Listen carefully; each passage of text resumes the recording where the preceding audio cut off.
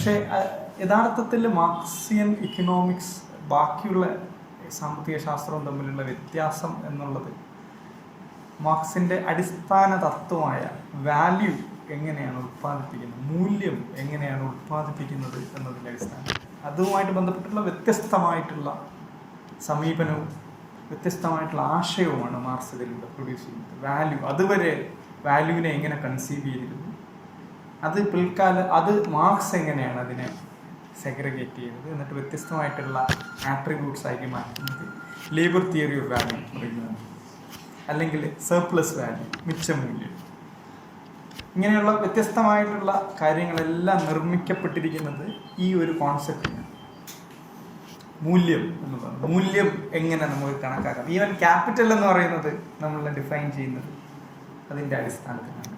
അപ്പോൾ ഞാൻ പറയാൻ പോകുന്നത് ഈ മൂല്യം അല്ലെങ്കിൽ മൂല്യം എങ്ങനെ നിർമ്മിക്കപ്പെടുന്നു, സർപ്ലസ് വാല്യൂ എങ്ങനെ നിർമ്മിക്കപ്പെടുന്നു മുതലായ കാര്യങ്ങളുമായിട്ട് ബന്ധപ്പെട്ടാണ്. പരമാവധി അതിനു മുമ്പ് നമ്മൾ അറിഞ്ഞിരിക്കേണ്ടത് ഈ മാർക്സിയൻ ഇക്കണോമിക്സ് എന്ന് നമ്മൾ പറയുമ്പോൾ മാർക്സിയൻ അല്ലാത്ത സാമ്പത്തിക ശാസ്ത്രം ഉണ്ടോ, ഈ തമ്മിലൊരു വരച്ചാൽ മാത്രമേ നമുക്ക് മാർക്സിയൻ ഇക്കണോമിക്സ് എന്താണ്, അല്ലാത്ത സാമ്പത്തിക ശാസ്ത്രം എങ്ങനെ മനസ്സിലാക്കാം.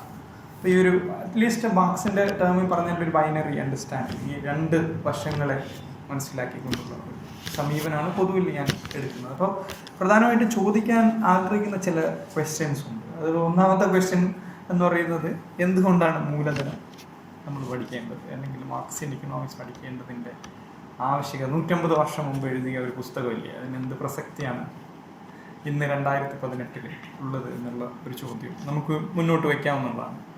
പ്രത്യേകിച്ച് നവലിബറൽ കാലഘട്ടത്തിൽ നമ്മളെല്ലാം ഇന്നിപ്പോൾ എല്ലാ ഇടതുപക്ഷക്കാരും സംസാരിക്കുന്ന ഒരു വാക്ക് എന്ന് പറയുന്നത് നവലിബറൽ കാലഘട്ടത്തിലാണ് നമ്മളുള്ളത്. അപ്പോൾ എന്താണ് ഈ നവലിബറൽ കാലഘട്ടം? ഇത് മാർക്സിയൻ കാലഘട്ടവുമായിട്ട് ഇതെങ്ങനെയാണ് ആക്ച്വലി സംവദിക്കുന്നത് മുതലായ പ്രശ്നങ്ങളാണ് അതിനകത്ത് വരുന്നത്. പിന്നെ ഞാൻ ചോദിക്കാൻ ആഗ്രഹിക്കുന്നത്, മൂലധനം എന്ന് പറയുന്നത്, മാർക്സ് എന്ന് പറയുന്നത് ഒരു സോഷ്യൽ ഹിസ്റ്ററിയാണ്. സോഷ്യൽ ഹിസ്റ്ററിയാണ് നേരത്തെ സൂചിപ്പിച്ചു കഴിഞ്ഞു. അപ്പോൾ ഈ സാമൂഹിക ചരിത്രം എങ്ങനെയാണ് സമ്പത്തിൻ്റെ ചരിത്രമായിട്ട് മാറുന്നത്? സമൂഹത്തിൻ്റെ ചരിത്രമാണ് ദാസ് ക്യാപിറ്റൽ യഥാർത്ഥത്തിൽ അനാവരണം ചെയ്യുന്നതെന്നാണ് പറയുന്നത്.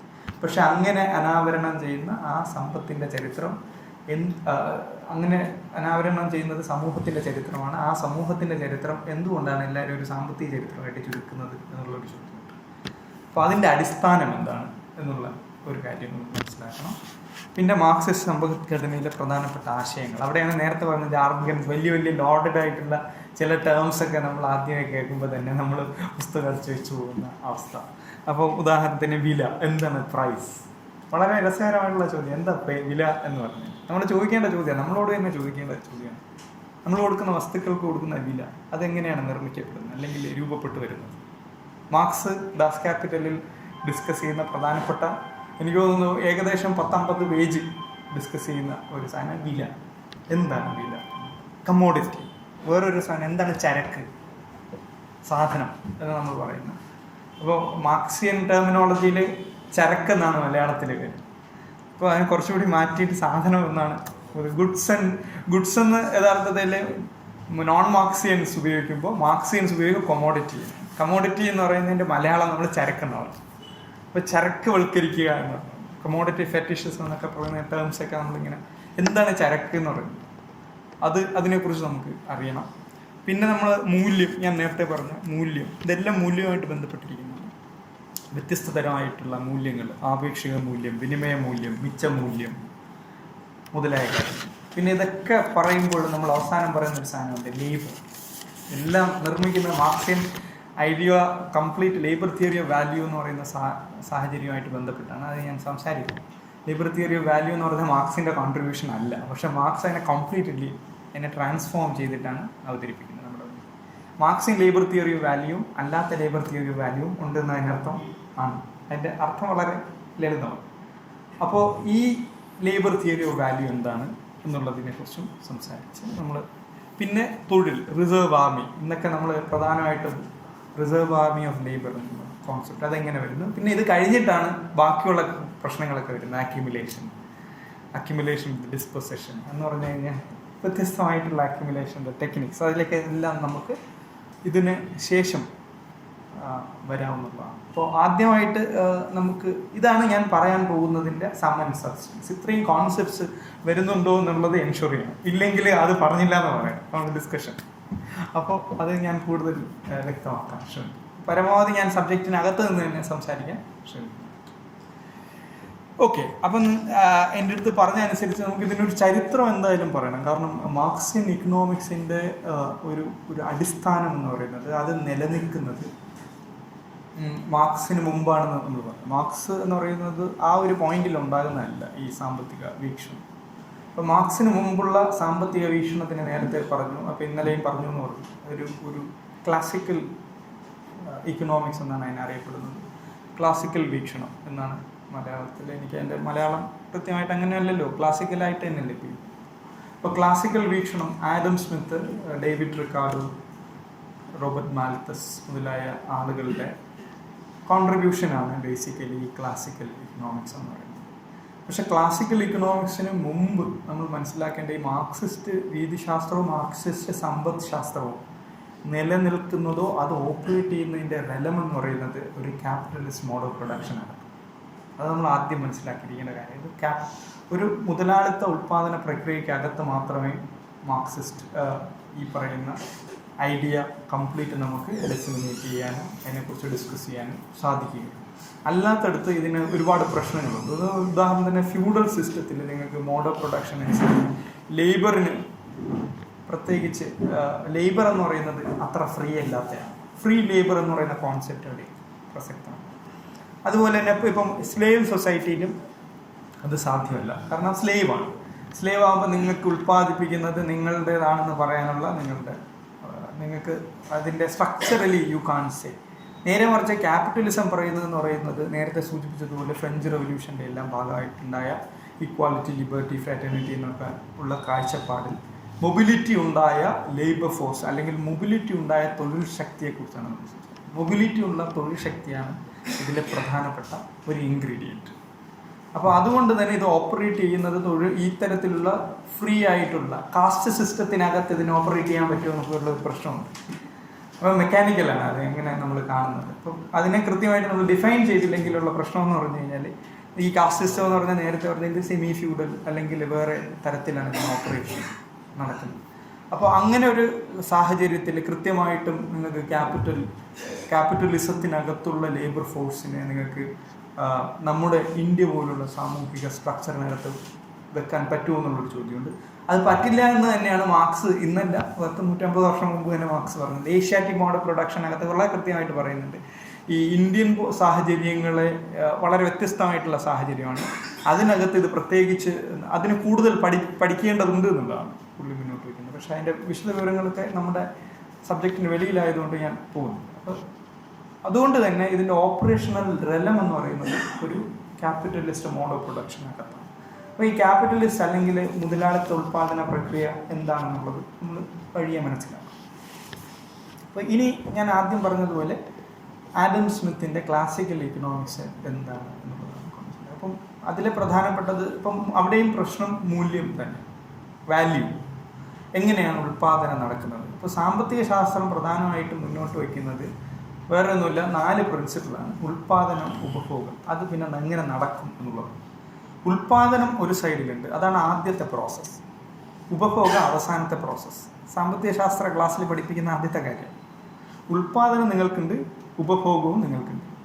ഇതിനിടയിലുള്ള വിനിമയം, അതാണ് എക്സ്ചേഞ്ച് എന്ന് പറയുന്നത്. ഇതാണ് ക്ലാസിക്കൽ ഇക്കണോമിക്സിനകത്തും ന്യൂ ക്ലാസിക്കൽ ഇക്കണോമിക്സിനകത്തും നവലിബറൽ ഇക്കണോമിക്സിനകത്തും എല്ലാം ഉപയോഗിക്കുന്ന സാധനം ഉൽപ്പാദനം, വിനിമയം, ഉപഭോഗം.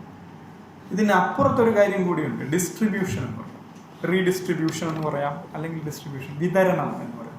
വിതരണം യഥാർത്ഥത്തിൽ ഒരു മുതലാളിത്ത വ്യവസ്ഥയിൽ വരുന്നില്ല.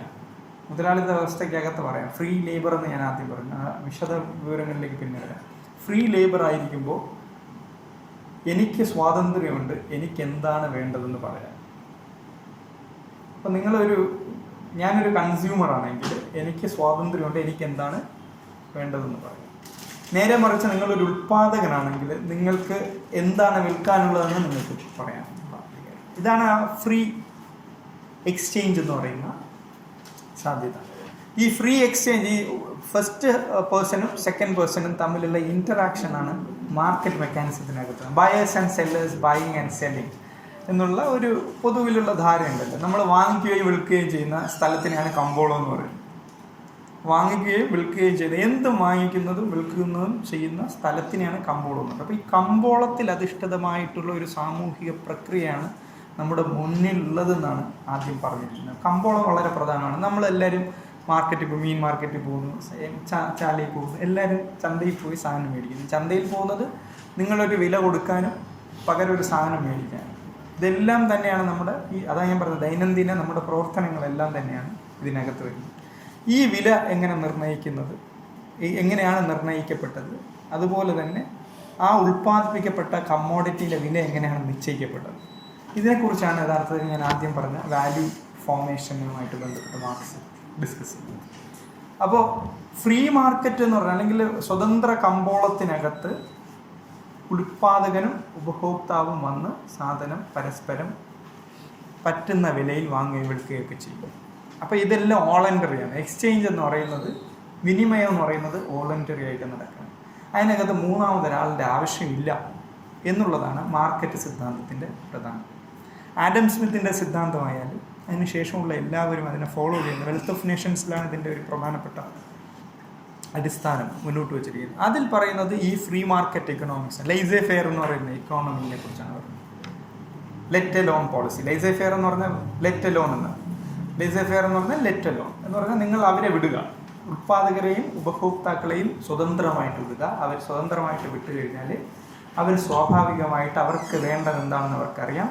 അവർ വാങ്ങിക്കുകയും വിൽക്കുകയും ചെയ്യും. അത് സ്വതന്ത്രമായ ഒരു പ്രോസസ്സാണ് എന്നാണ് ഇതിനകത്ത് പറയുന്നത്. ഇതാണ് ലൈസേ ഫെയറിൻ്റെ അടിസ്ഥാന തത്വം.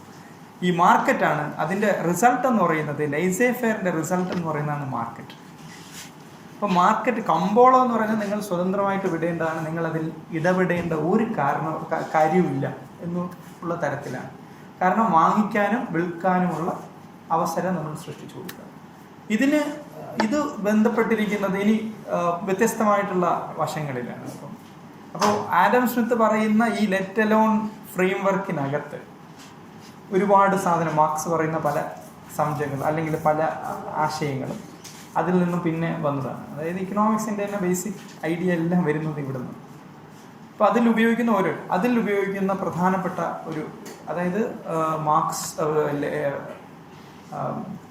ആഡം സ്മിത്തും പിന്നീടുണ്ടായ എല്ലാവരും, റിക്കാർഡോ, മാൽത്തസ്, എല്ലാവരും പറയുന്നത് ഉൽപ്പാദിപ്പിക്കുന്നത് അത് യഥാർത്ഥത്തിൽ ഇവരിൽ നിന്ന് വന്നതല്ല. അത് ഈവൻ ലോക്കിൽ പോലും, പൊളിറ്റിക്കൽ ഫിലോസഫിയിൽ പോലും പറയുന്ന ഐഡിയയാണ്. പ്രോപ്പർട്ടീൻ്റെ ബേസ് എന്താണ് എന്നുള്ളത് ചോദ്യം. പ്രോപ്പർട്ടി റൈറ്റ് നമുക്ക് വേണം എന്ന് പറയുന്നത്. 2 Treatises of Government എന്നുള്ള പുസ്തകത്തിൽ ജോൺ ലോക്ക് ആർഗ്യൂ ചെയ്യുന്ന ഒരു പ്രധാനപ്പെട്ട ലേബറാണ് ബേസിക്കലി നിങ്ങളുടെ പ്രോപ്പർട്ടി റൈറ്റ് നിർണ്ണയിക്കുന്നത്. ഈ ലേബർ തിയറി ഓഫ് വാല്യൂക്ക് കുറച്ച് നമുക്കിങ്ങനെ ട്രേസ് ചെയ്ത് ബാക്കിലേക്ക് പോകാൻ പറ്റും. അതുകൊണ്ട് തന്നെ 2 സ്കൂൾ ഓഫ് തോട്ടാണ് പറയുന്നത്. ഒന്ന്, ഈ മുതലാളിത്തത്തിൻ്റെ ആവിർഭാവം 14ാം നൂറ്റാണ്ടിലാണ് എന്നും, രണ്ടാമത് ഇപ്പോൾ എറിക് ഹോബ്സ്ബോമിനെ പോലുള്ളവർ പറയുന്നത് 17ാം നൂറ്റാണ്ടിന് ശേഷമാണ്. അത് ഇൻഡസ്ട്രിയൽ റെവല്യൂഷൻ നടന്നതിന് ശേഷമാണ്, വ്യാവസായിക വിപ്ലവം നടന്നതിന് ശേഷമാണ് മുതലാളിത്ത വ്യവസ്ഥ പരിണമിച്ചത് എന്നുള്ള ഒരു ആശയമാണ്. അതല്ല, ഇപ്പോൾ ആംഗ്ലിക്കൻ റിഫർമേഷൻ പീരീഡിന് ശേഷം, എന്ന് പറഞ്ഞാൽ മതനവീകരണ പ്രസ്ഥാനങ്ങൾക്ക് ശേഷം തന്നെ ചരിത്രപരമായിട്ട് പറയുകയാണെങ്കിൽ ഈ പറയുന്ന ആംഗ്ലിക്കൻ സഭയുണ്ടാകുന്നു, അതുപോലെ കാൽവിനിസം ഉണ്ടാകുന്നു. ഇവരെല്ലാം യഥാർത്ഥത്തിൽ പ്രൊട്ടസ്റ്റന്റ് ആശയം. ഇതെല്ലാം അതാണ് പിൽക്കാലത്ത് വെബർ പറയുന്ന Protestant ethics and rise of ക്യാപിറ്റലിസത്തിനൊക്കെ പറയുന്നത്. ഇതെല്ലാം 14ാം നൂറ്റാണ്ട് ആർഗ്യുമെന്റിനെ സപ്പോർട്ട് ചെയ്യും. അപ്പോൾ ക്യാപിറ്റലിസത്തിൻ്റെ എവല്യൂഷൻ എന്ന് പറയുന്നത് ഈ ഒരു ചരിത്രഗണനയുമായിട്ട് ബന്ധപ്പെട്ടാണ്. അപ്പോൾ ഇതിലെല്ലാം ഉപയോഗിക്കുന്ന ഒരു കോറായിട്ടുള്ള അസംഷൻ എന്ന് പറയുന്നത് വാല്യൂ അല്ലെങ്കിൽ മൂല്യം നിർണ്ണയിക്കുന്നത് ആരാണ്, മൂല്യം ഉൽപ്പാദിപ്പിക്കുന്നത് ആരാണ് എന്നുള്ളത്. മൂല്യം ഉൽപ്പാദിപ്പിക്കുന്നത് ലേബറാണ്. ഇതിനെയാണ് ലേബർ തിയറി ഓഫ് വാല്യൂ എന്ന് പറയുന്നത്. നമ്മൾ ഉൽപ്പാദിപ്പിക്കുന്ന എല്ലാ വസ്തുക്കളുടെയും വാല്യൂ യഥാർത്ഥത്തിൽ ഉൽപ്പാദിപ്പിക്കുന്നത് ലേബറാണ്. പക്ഷെ എന്താണ് ഇവരുടെയൊക്കെ പ്രശ്നം? ഇപ്പോൾ 2 പുസ്തകങ്ങളാണ്. ഇപ്പോൾ ഡേവിഡ് റിക്കാർഡോനെ കുറിച്ച് ഞാൻ പറഞ്ഞു. ഡേവിഡ് റിക്കാർഡോ പറഞ്ഞ അസംഷൻസ് എല്ലാം, അദ്ദേഹം പറഞ്ഞ പ്രൊപ്പോസിഷൻസ് എല്ലാം കറക്റ്റാണ്, പക്ഷെ കൺക്ലൂഷൻ കംപ്ലീറ്റ്ലി റോങ് എന്നാണ് ഞാൻ പറഞ്ഞല്ല, മാർക്സ് പറഞ്ഞു. അതിൻ്റെ ഒരു ഉദാഹരണം പറയാം. പ്രൊപ്പോസിഷൻസ് എല്ലാം കറക്റ്റാണ്, ഞാൻ പറയുന്ന അതായത് ആശയം തുടങ്ങുന്ന എല്ലാം കറക്റ്റാണ്, അവസാനം കൺക്ലൂഡ് ചെയ്യുമ്പോൾ നേരെ വിപരീതമായിട്ടുള്ള കൺക്ലൂഷൻ. ഉദാഹരണത്തിന് ഇവരെല്ലാം ലേബർ തിയറി ഓഫ് വാല്യൂവിനെ പൂർണ്ണമായിട്ടും അംഗീകരിച്ചവരാണ്. അതിപ്പോൾ റിക്കാർഡോ ആകട്ടെ ആഡം സ്മിത്ത് ആകട്ടെ ലേബർ ഉൽപ്പാദിപ്പിക്കുന്നു എന്നാണ് ഇവരെല്ലാം പറയുന്നത്. ഡിവിഷൻ ഓഫ് ലേബറിലേക്ക് വരുമ്പോൾ ഞാൻ ആഡം സ്മിത്തിനെ കുറിച്ച് പറയാം. ഇപ്പോൾ റെൻറ്റ് നമ്മൾ എന്തുകൊണ്ട് പേ ചെയ്യണം? പാട്ടം. റെൻ്റ് എന്ന് പറയുന്നത് മലയാളത്തിൽ പാട്ടമാണ്. അദ്ദേഹത്തിൻ്റെ സിദ്ധാന്തത്തിൻ്റെ കളിയാക്കി പാട്ട സിദ്ധാന്തം എന്ന് പറയപ്പെട്ടു. അപ്പോൾ തിയറി ഓഫ് റെൻ്റ് എന്നാണ് ഡേവിഡ് റിക്കാർഡോൻ്റെ ആ തിയറി ഓഫ് റെൻറ്റിനകത്ത് പറയുന്നത്. തിയറി ഓഫ് റെൻറ്റിനകത്ത് പറയുന്നതെന്ന് പറഞ്ഞാൽ റെൻറ്റ് ഈസ് ഒരു ഇംഗ്ലീഷിൽ അതിന് ഒരു ഡെഫിനിഷൻ തന്നെയുണ്ട്, എക്കണോമിക്സ് പഠിച്ചവർക്കറിയാം. Rent is that portion of land which is paid to the original and indestructible powers of the soil. എന്ന് പറഞ്ഞാൽ ഭൂമിയുടെ നശിപ്പിക്കാനാകാത്ത കഴിവിന് നമ്മൾ അങ്ങോട്ടേക്ക് പേ ചെയ്യുന്നതാണ് റെൻ്റ് എന്ന്. ആർക്ക്? ഇപ്പോൾ ഉടനെ ഒരു ചോദ്യം വരും, ആർക്കാണത് പേ ചെയ്യുന്നത്? ഫൈൻ, റെൻ്റ് കൊടുക്കുന്ന എന്തിനാണ്? Original and indestructible powers of the soil. ആ സോയിൽ ആരുടേതാണ്? അപ്പോൾ പറയാണ് ഫ്യൂഡൽ സിസ്റ്റം ഇല്ലേ, അതിൻ്റെ മുതലാളി ആരാണ്? ഫ്യൂഡൽ ലാൻഡ് ലോഡാണ്. അപ്പോൾ ലാൻഡ് ലോഡ് അതിൻ്റെ മുതലാളി ആയതുകൊണ്ടാണ് യഥാർത്ഥത്തിൽ എന്ത് ചെയ്ത് റെൻ്റ് മുതലാളി കൊടുക്കുന്നത്. നേരെ ഘടകവിരുദ്ധമായിട്ടുള്ള കൺക്ലൂഷനാണ് യഥാർത്ഥത്തിൽ ആര് ഡേവിഡ് റിക്കാർഡോ കൊണ്ടുവരുന്നത്.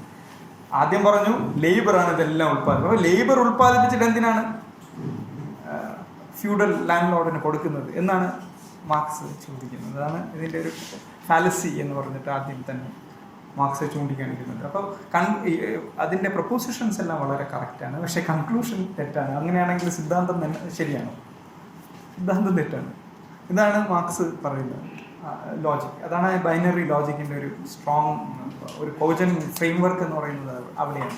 അപ്പോൾ ഇതാണ് ലേബർ തിയറിയെ കുറിച്ച് പറയുന്നതിൻ്റെ ആമുഖമായിട്ട് പറയും. അപ്പോൾ ലേബറാണ് ഉൽപ്പാദനത്തിൻ്റെ അടിസ്ഥാന യൂണിറ്റ് എന്ന് ക്ലാസിക്കൽസ് എല്ലാം അംഗീകരിച്ചിട്ടുണ്ട്. അപ്പോൾ ഇവിടെ നിന്നാണ് marks labour theory of value മുന്നോട്ട് കൊണ്ടുപോകുന്നത്. അങ്ങനെയാണെങ്കിൽ എപ്രകാരമാണ് മുതലാളിത്തം രൂപപ്പെടുന്നത്? അപ്പോൾ മുതലാളിത്തം എന്ന് പറയുന്ന ചാപ്റ്റർ ഏറ്റവും അവസാനത്തെ ചാപ്റ്ററാണ്. ഒന്നാമത്തെ വോളിയത്തിലെ 33ാമത്തെ ചാപ്റ്ററാണ് ക്യാപിറ്റലിസ്റ്റിനെ കുറിച്ച് പറയുന്നത്. ഇപ്പോൾ 33ാമത്തെ ചാപ്റ്റർ ഉണ്ടാക്കാൻ വേണ്ടിയാണ് 32 ചാപ്റ്റർ ആരെഴുതിയിരിക്കുന്നത്. അപ്പോൾ ഇതാണ് ഇതിൻ്റെ ഒരു എവല്യൂഷൻ എന്ന് പറയുന്നത്. അപ്പോൾ ഞാനിപ്പോൾ അവസാനത്തെ എങ്ങനെയാണ് മുതലാളിത്തം വരുന്നത് എന്നുള്ളത്, അല്ലെങ്കിൽ മുതലാളിത്തം അല്ലെങ്കിൽ മുതലാളി എങ്ങനെ ഉണ്ടാകും. ഇപ്പോൾ ഒരു ആധുനിക സമ്പദ് ശാസ്ത്രത്തിനകത്ത് നമ്മൾ മനസ്സിലാക്കേണ്ട പ്രശ്നങ്ങളെല്ലാം ഇതിനകത്താണ് നിലനിൽക്കുന്നത്. അതിൽ പ്രധാനപ്പെട്ട ചില കാര്യങ്ങൾ ഞാൻ നേരത്തെ പറഞ്ഞില്ല. എന്താണ് വാല്യൂ? ഞാൻ ചോദിക്കട്ടെ, നിങ്ങളെല്ലാം എൻ്റെ സ്റ്റുഡൻ്റിലാണെന്ന് ഞാൻ വിചാരിക്കാം. എന്താണ് മൂല്യം? മാഷ് പറയും. മൂല്യം എന്ന് പറഞ്ഞാൽ എന്താ?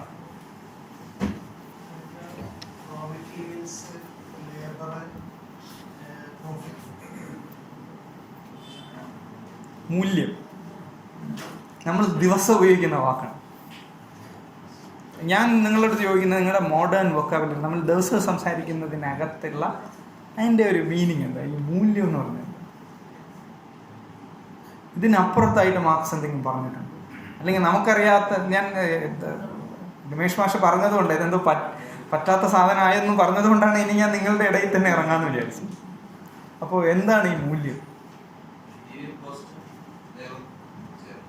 എന്തൊക്കെ?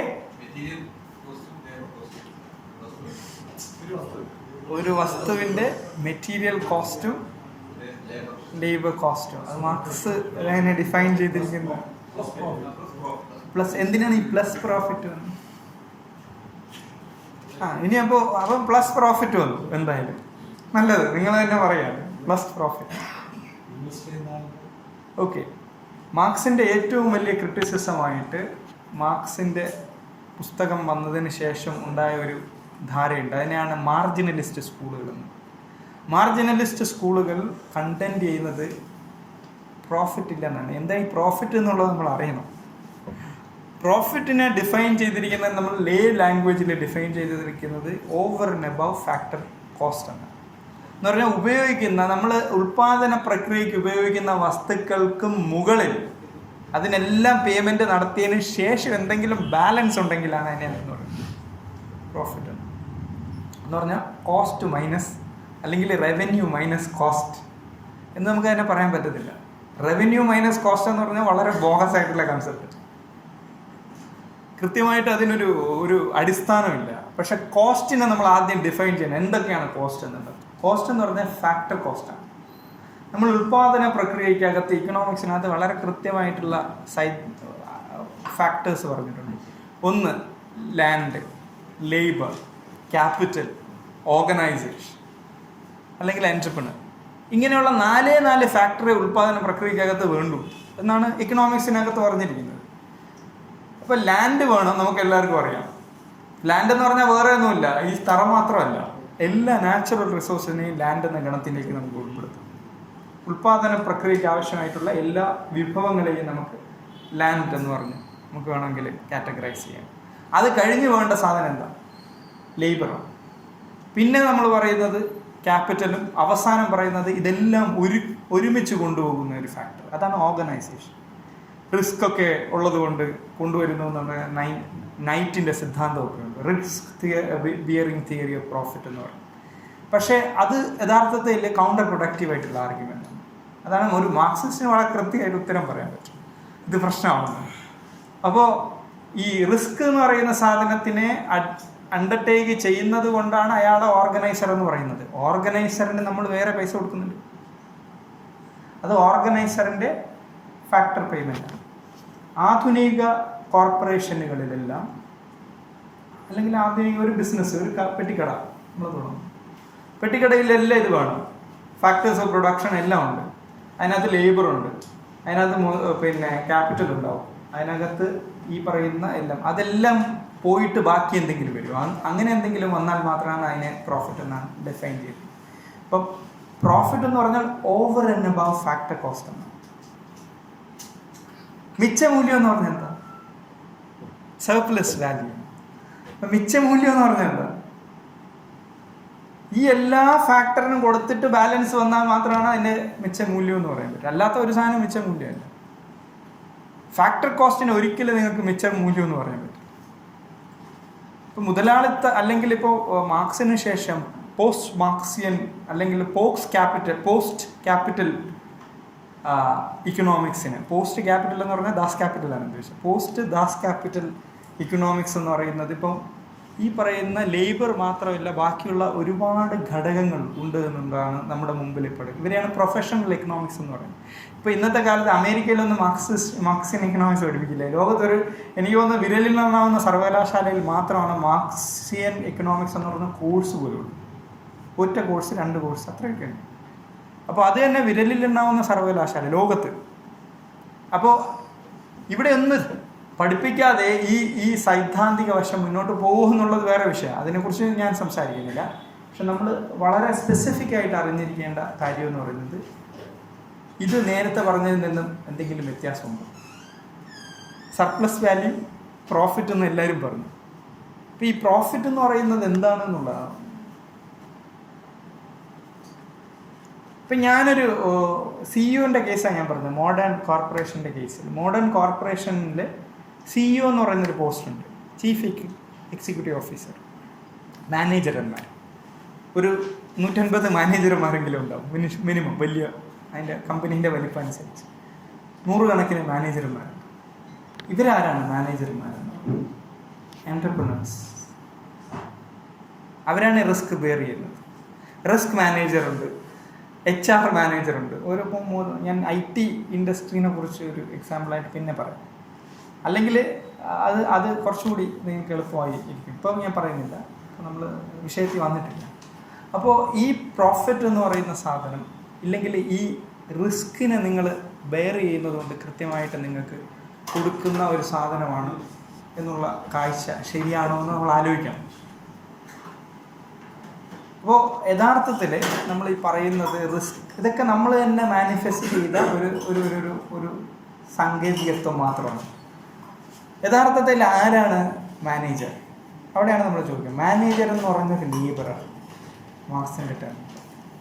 മാനേജ്മെന്റ് എന്ന് പറയുന്ന ലേബറാണ്. പീസ് വർക്കർ മാത്രമല്ല ലേബർ. പീസ് വർക്കർ മാത്രമല്ല ലേബർ. ഒരു അധ്യാപകൻ ലേബറാണ്. ഇലക്ട്രിസിറ്റി എംപ്ലോയീസ് എല്ലാവരും ലേബറാണ്.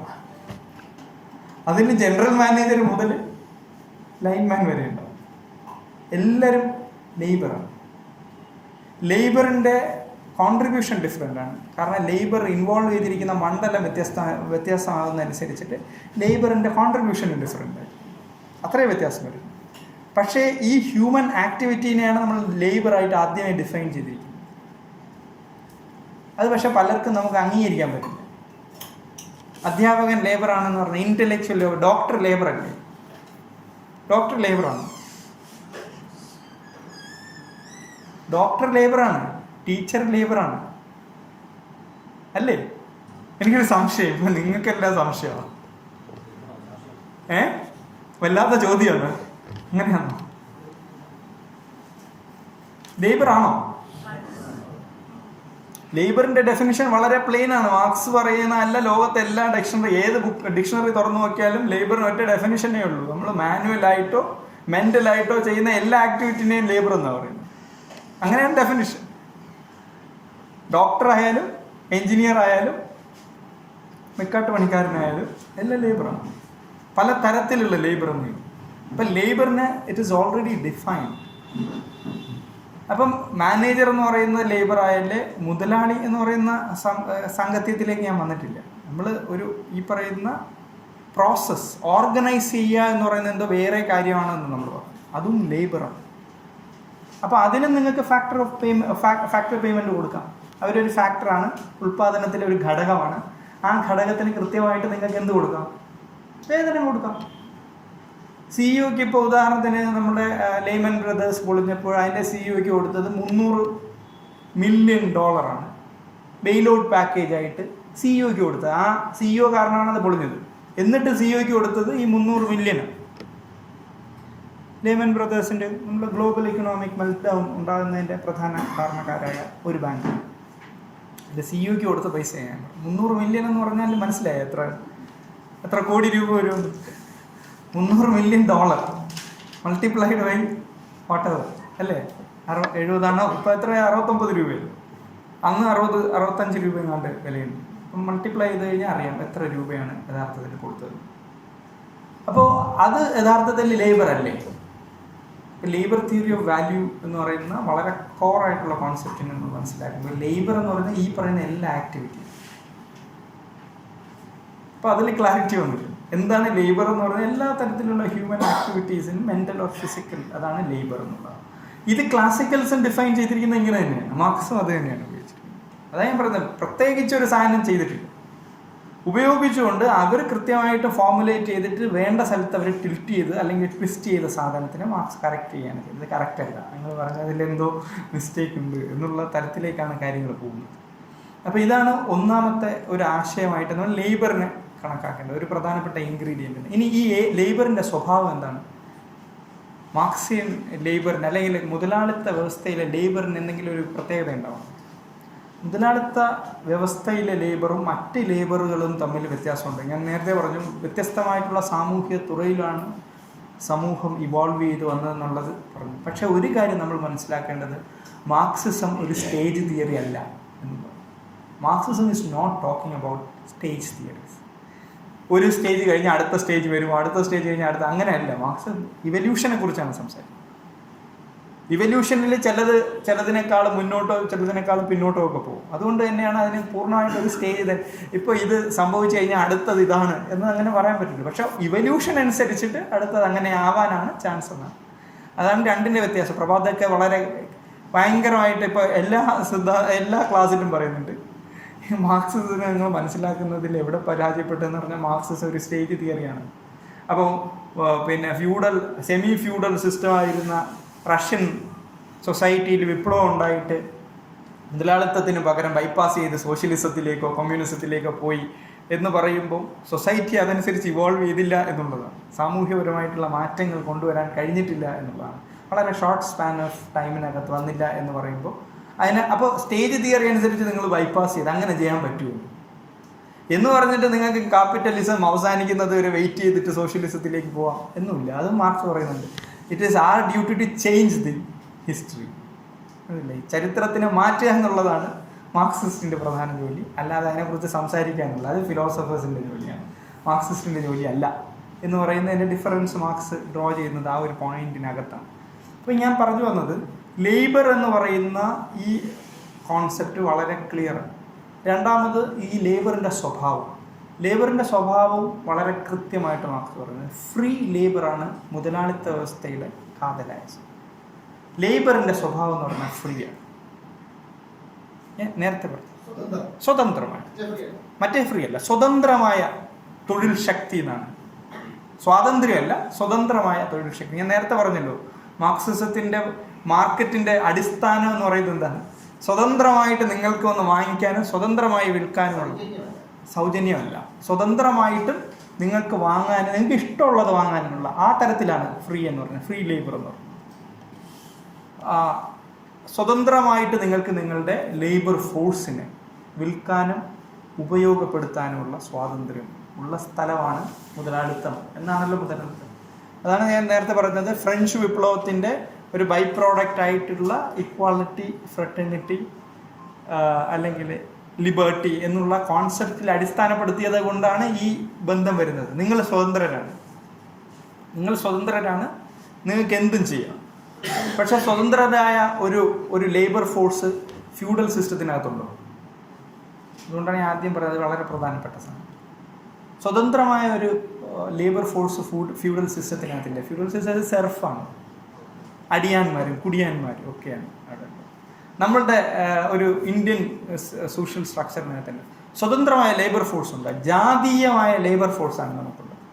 തൊഴിൽ ബന്ധങ്ങളെല്ലാം ജാതീയമായിട്ട് നിർമ്മിച്ചിരിക്കുകയാണ്. അങ്ങനെ ഒരു സാമൂഹ്യ പശ്ചാത്തലത്തിനകത്ത് നിങ്ങൾക്ക് സ്വതന്ത്രമായിട്ടുള്ള മുതലാളിത്ത വ്യവസ്ഥ ഉണ്ട് എന്ന് പറയാൻ പറ്റില്ല. അപ്പോൾ ഇതാണ് അതിൻ്റെ ഒരു വൈരുദ്ധ്യം. നിങ്ങൾക്ക് ഇവിടെ നിങ്ങൾ സംസാരിക്കണമെങ്കിൽ നിങ്ങളുടെ മുതലാളിത്ത വ്യവസ്ഥ വരുന്നുണ്ടെങ്കിൽ ഈ പറയുന്ന തൊഴിൽ ബന്ധങ്ങളെല്ലാമാണ്.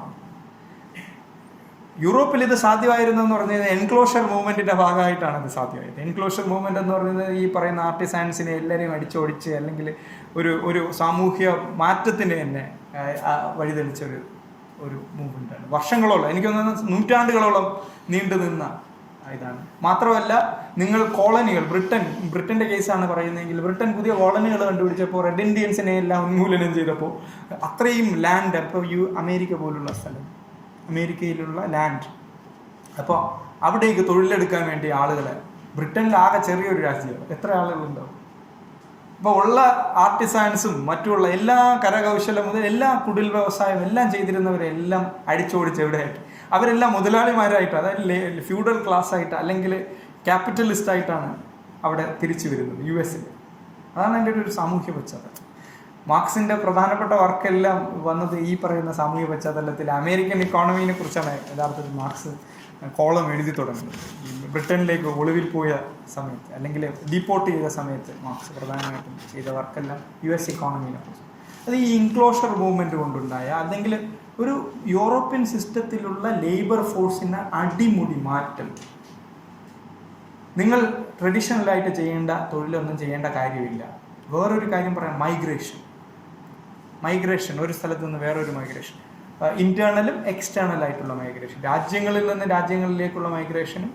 ബ്രിട്ടനാണ് അതിൻ്റെ പ്രധാനപ്പെട്ട ഏരിയ. കാരണം ബ്രിട്ടനിൽ ഒരു പ്രശ്നം എന്ന് പറഞ്ഞു കഴിഞ്ഞാൽ, ഏതൊരു രാജ്യത്തു നിന്ന് ബ്രിട്ടനിലേക്ക് ഡീപ്പോർട്ട് ചെയ്താലും ബ്രിട്ടൻ അവരെ പുറത്താക്കില്ല. അതാണ് ബ്രിട്ടൻ്റെ നയം. ഈ മാർക്സിനെ ജർമ്മനിയിൽ നിന്ന് ഓസ്ട്രിയയിലേക്കും പിന്നെ അവിടെ നിന്ന് ഫ്രാൻസിലേക്കും പിന്നെ അവിടെ നിന്ന് തിരിച്ച് ബെൽജിയത്തിനും പിന്നെ അവിടെ നിന്ന് ഡിപ്പോർട്ട് ചെയ്ത് ഇംഗ്ലണ്ടിലേക്കുമാണ് അയക്കുന്നത്. ഇതെല്ലാം അവരൊന്നും എന്ത് ചെയ്തിട്ടില്ല, മാർക്സിനെ അവിടെ നിർത്താൻ അനുവദിച്ചിട്ടില്ല. അവർക്ക് കൊല്ലാനോ ജയിലിൽ ഇടാനോ നിയമമില്ല ആ കാലഘട്ടത്തിൽ. ഇപ്പോൾ ഉണ്ട്, നേരത്തെ ഇല്ല. ഈ പറയുന്ന ആൻറ്റി നാഷണൽ റൈറ്റിങ്സ് ആണ് ആര് ചെയ്തത്? ജർമ്മൻ സിസ്റ്റത്തിനെതിരെ, ജർമ്മൻ അധികാരികൾക്കെതിരെയൊക്കെ എഴുതിയതുകൊണ്ട് ചെയ്തതെന്ന് പറഞ്ഞാൽ ഡിപ്പോർട്ട് ചെയ്യുക, കൊല്ലാൻ അവകാശമില്ല. കാരണം എന്താണ്? ഇക്വാളിറ്റി, ഫ്രട്ടേണിറ്റി, ലിബർട്ടി പ്രിൻസിപ്പിളിൽ വിശ്വസിക്കുന്നുണ്ടാണ്. അതുകൊണ്ട് നിങ്ങൾക്ക് ഒരാളെ കൊല്ലാനുള്ള ഇതില്ല. അയാൾ എന്ത് കുറ്റം ചെയ്താലും ഡിപ്പോർട്ട് ചെയ്യാം ഒരു സ്ഥലത്ത് നിന്ന് വേറെ. അങ്ങനെ ഡിപ്പോർട്ട് ചെയ്ത വേറൊരു സമൂഹമാണ് നമുക്കറിയാം ഓസ്ട്രേലിയയിലൊക്കെ എന്ന് പറഞ്ഞാൽ. ഓസ്ട്രേലിയ എന്ന് പറയുന്ന ഭൂഖണ്ഡം തന്നെ ബ്രിട്ടനിൽ നിന്നും ഡിപ്പോർട്ട് ചെയ്യപ്പെട്ട ക്രിമിനൽസിൻ്റെ ഒരു സ്പേസാണ്. അതാണ് ഓസ്ട്രേലിയ. വളരെ ഇൻട്രസ്റ്റിംഗ് ആയിട്ടുള്ള ചരിത്രമാണ്. പക്ഷേ ഇതെല്ലാം നമുക്ക് മുന്നിൽ തരുന്നത് എന്താണ്? ലേബർ ഫോഴ്സ് എന്ന് പറഞ്ഞാൽ ഫ്രീ ആണ്. അവർക്ക് ഫ്രീ ആയിട്ട് എക്സസൈസ് ചെയ്യാൻ, അവരുടെ ഒരു സ്പേസിൽ വന്നു കഴിഞ്ഞാൽ അവർക്ക് ഫ്രീ ആയിട്ട് അവരുടെ ലേബർ വിൽക്കാനും ഇഷ്ടമുള്ള ജോലി ചെയ്യാനും ഉള്ള സ്വാതന്ത്ര്യം അനുവദിച്ചു കൊടുക്കുക എന്നുള്ളത് പ്രീ കണ്ടീഷനാണ്. ഇതാണ് ഫ്രീ ലേബർ അല്ലെങ്കിൽ സ്വതന്ത്ര തൊഴിൽ ശക്തി എന്ന് മാർക്സ് പറയുന്ന ഇതാണ് പ്രധാനപ്പെട്ട ലേബറിൻ്റെ ക്യാരക്ടറിസ്റ്റിക്സ്. അപ്പോൾ ലേബർ എന്താണ് നമുക്കറിയാം, ലേബറിൻ്റെ ക്യാരക്ടറിസ്റ്റിക്സ് നമുക്കറിയാം. അങ്ങനെയാണെങ്കിൽ ഈ ലേബറിനെ വാങ്ങാനും വിൽക്കാനും എല്ലാം ആർക്ക് പറ്റും? ആർക്കും പറ്റും. അതിനിപ്പം അതിൻ്റെ കാര്യം എന്താണെന്നുള്ളത് ആർക്കും വാങ്ങാനും വിൽക്കാനും വിൽക്കാൻ പറ്റില്ല, കാരണം സ്ലേവ് സിസ്റ്റത്തിലാണ് വിൽക്കൽ. വാങ്ങാൻ പറ്റും, അതായത് തൊഴിൽ ശക്തിനെ വാങ്ങാൻ പറ്റും. അതേപോലെ തൊഴിൽ ശക്തി വിൽക്കാനും പറ്റും. ഞാനൊരു ലേബർ എന്ന നിലയിൽ എനിക്ക് വിൽക്കാനും പറ്റും. അപ്പോൾ തൊഴിൽ ശക്തിയാണ് നമ്മൾ ചെയ്യുന്നത്. പക്ഷേ ഇത് എന്തിൻ്റെ അടിസ്ഥാനത്തിലാണ് നമ്മൾ വിൽക്കുന്നത്? പണം. ഒരു നേരത്തെ ഉണ്ടായിരുന്ന മറ്റൊരു പ്രധാനപ്പെട്ട ഇതാണ്, ഒരു സാമൂഹിക ചട്ടക്കൂടാണ് നമുക്കറിയാം, ബാർട്ടർ സിസ്റ്റം എന്ന് പറയുന്നത്, അല്ലേ? ബാർട്ടർ സിസ്റ്റത്തിൽ സാധനം കൊടുക്കുന്നു, വേറെന്തെങ്കിലും വാങ്ങിക്കുന്നു, അത് കൊടുത്താൽ വേറെ എന്തെങ്കിലും ഈക്വലൻ്റ് ആയിട്ടുള്ള സാധനം. അപ്പോൾ അതിനാണ് മാർക്സ് പറയുന്നത് കമോഡിറ്റി മണി കമോഡിറ്റി, CMC റിലേഷൻഷിപ്പ് എന്ന് പറയുന്നത്. പണം ഒരു മീഡിയം ഓഫ് എക്സ്ചേഞ്ച് മാത്രമാണ്. പണം ഒരു മീഡിയം ഓഫ് എക്സ്ചേഞ്ച് ആണ്. അതാണ് CMC മോഡൽ എന്ന് പറയുന്നത്. പക്ഷെ മുതലാളിത്ത വ്യവസ്ഥയിൽ അങ്ങനെയല്ല. MCM എന്നുള്ള പുതിയ സ്ട്രക്ചറാണ്. MCM എന്ന് പറയുന്നത് എന്താണ്? മണി കൊമോഡിറ്റി മണി, അല്ലെങ്കിൽ പൈസ അല്ലെങ്കിൽ പണം, ചരക്ക് പണം, അധിക പണം എന്നാണ് M' എന്നാണ് പറയുന്നത്. അതായത് ആദ്യത്തെ എമ്മും അവസാനത്തെ എമ്മും തമ്മിൽ എന്തില്ല? ഈക്വൽ അല്ല. ആദ്യത്തെ എമ്മും അവസാനത്തെ എമ്മും ഡിഫറൻ്റ് ആണ്.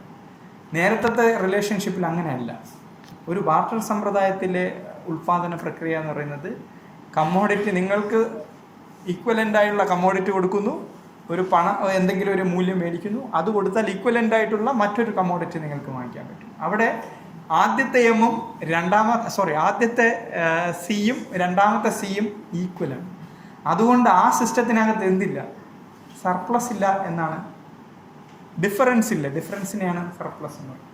പക്ഷേ രണ്ടാമത്തെ സിസ്റ്റത്തിനകത്ത് മുതലാളിത്ത വ്യവസ്ഥയ്ക്കകത്തുള്ള പണമിടപാടുകൾക്കോ അല്ലെങ്കിൽ സാധന ക്രയവിക്രയങ്ങൾക്കകത്തുള്ള ഡിഫറൻസ് എന്ന് പറഞ്ഞാൽ എപ്പോഴും പോസിറ്റീവാണ്. ഈ പോസിറ്റീവ് എങ്ങനെയാണ് ഉൽപ്പാദിപ്പിക്കപ്പെടുന്നത്? അതാണ് നമ്മുടെ പ്രധാനപ്പെട്ട. ഈ പോസിറ്റീവ് ആരാണ് ഉൽപ്പാദിപ്പിക്കുന്നത്? ലേബർ നമ്മൾ പഠിച്ചു, ലേബറിൻ്റെ സ്വഭാവം പഠിച്ചു. ഈ പറയുന്ന വ്യത്യസ്തത എങ്ങനെയാണ് ഉൽപ്പാദിപ്പിക്കപ്പെടുന്നത് എന്നുള്ളതാണ്. അപ്പോൾ മാർക്സ് വളരെ ലളിതമായി പറഞ്ഞു കഴിഞ്ഞാൽ ഇത് യഥാർത്ഥത്തിൽ മാർക്സ് പറയുന്നതെന്ന് പറഞ്ഞാൽ ലേബർ എന്ന് പറയുന്ന ആ ശക്തി തന്നെയാണ് എല്ലാ തരം ഉൽപ്പാദനവും നടത്തുന്നത്. ഉദാഹരണത്തിന് ഇപ്പം നമുക്ക് മാർക്സിൻ്റെ ഒരു ക്രിറ്റിസിസം പറഞ്ഞിട്ട് മാർക്സ് പറഞ്ഞതിൻ്റെ ലോജിക്ക് നിങ്ങൾക്ക് കുറച്ചുകൂടി ഈസി.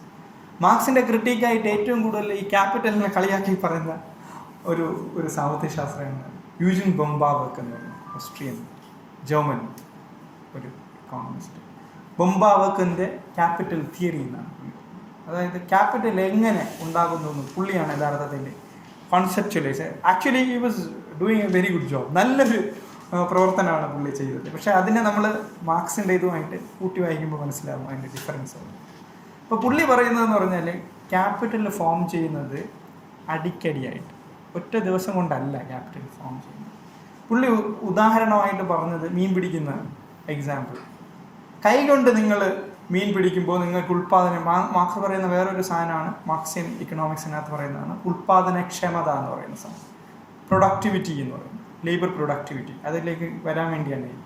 അപ്പോൾ ഉൽപ്പാദനക്ഷമത എന്ന് പറയുന്നത് ബൊംബാവർക്ക് പറയുന്നതെന്ന് പറഞ്ഞാൽ നിങ്ങൾ പോകുന്നു മീൻ കൈകൊണ്ട് പിടിക്കാൻ, കുളത്തിൽ മീൻ കൈകൊണ്ട് പിടിച്ചാൽ നിങ്ങൾക്ക് എത്രയാണ്?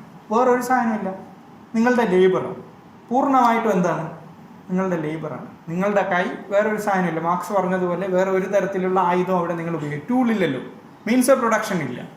ഇപ്പോൾ നിങ്ങൾ വെറുതെ നിങ്ങളുടെ സ്വയം കൈകൊണ്ട് മാത്രം നിങ്ങൾ പിടിക്കുമ്പോൾ നിങ്ങൾക്ക് കുറച്ച് മീൻ കിട്ടുമായിരിക്കും. ഒരു ദിവസം മൊത്തം അധ്വാനിച്ച് കഴിഞ്ഞാൽ അതാണല്ലോ ലേബർ അവേഴ്സ് എന്ന് പറയുന്നത്. ലേബർ തിയറി ഓഫ് വാല്യൂവിൽ ലേബർ അവേഴ്സ് എന്ന് പറയുന്ന സാധനം. അപ്പം നിങ്ങൾക്കൊരു ഔട്ട്പുട്ട് കിട്ടും. അപ്പം അതാണ് ഈ പറയുന്ന റോ ലേബറിൻ്റെ ഔട്ട്പുട്ട്. നേരെ മറിച്ച് നിങ്ങൾ ഒരു കമ്പ് വെട്ടിക്കൊണ്ടുവന്നിട്ട് മീൻ പിടിക്കുകയാണ്, മീനിനെ കുത്തി പിടിക്കുക, നെക്സ്റ്റ് ലെവലാണ്. അപ്പോൾ അവിടെ അത് ക്യാപിറ്റലായി. ഇപ്പം നിങ്ങളെ കൈ മാത്രമല്ല, ബെയർ ഹാൻഡ് അല്ല നിങ്ങൾ ഉപയോഗിക്കുന്നത്, പകരം നിങ്ങൾ എന്താണ് ഉപയോഗിക്കുന്നത്? ഒരു ടൂൾ ഉപയോഗിക്കുന്നുണ്ട്. ടൂളിൻ്റെ വളരെ പ്രിമിറ്റീവ് ആയിട്ടുള്ള ഒരു കമ്പ്.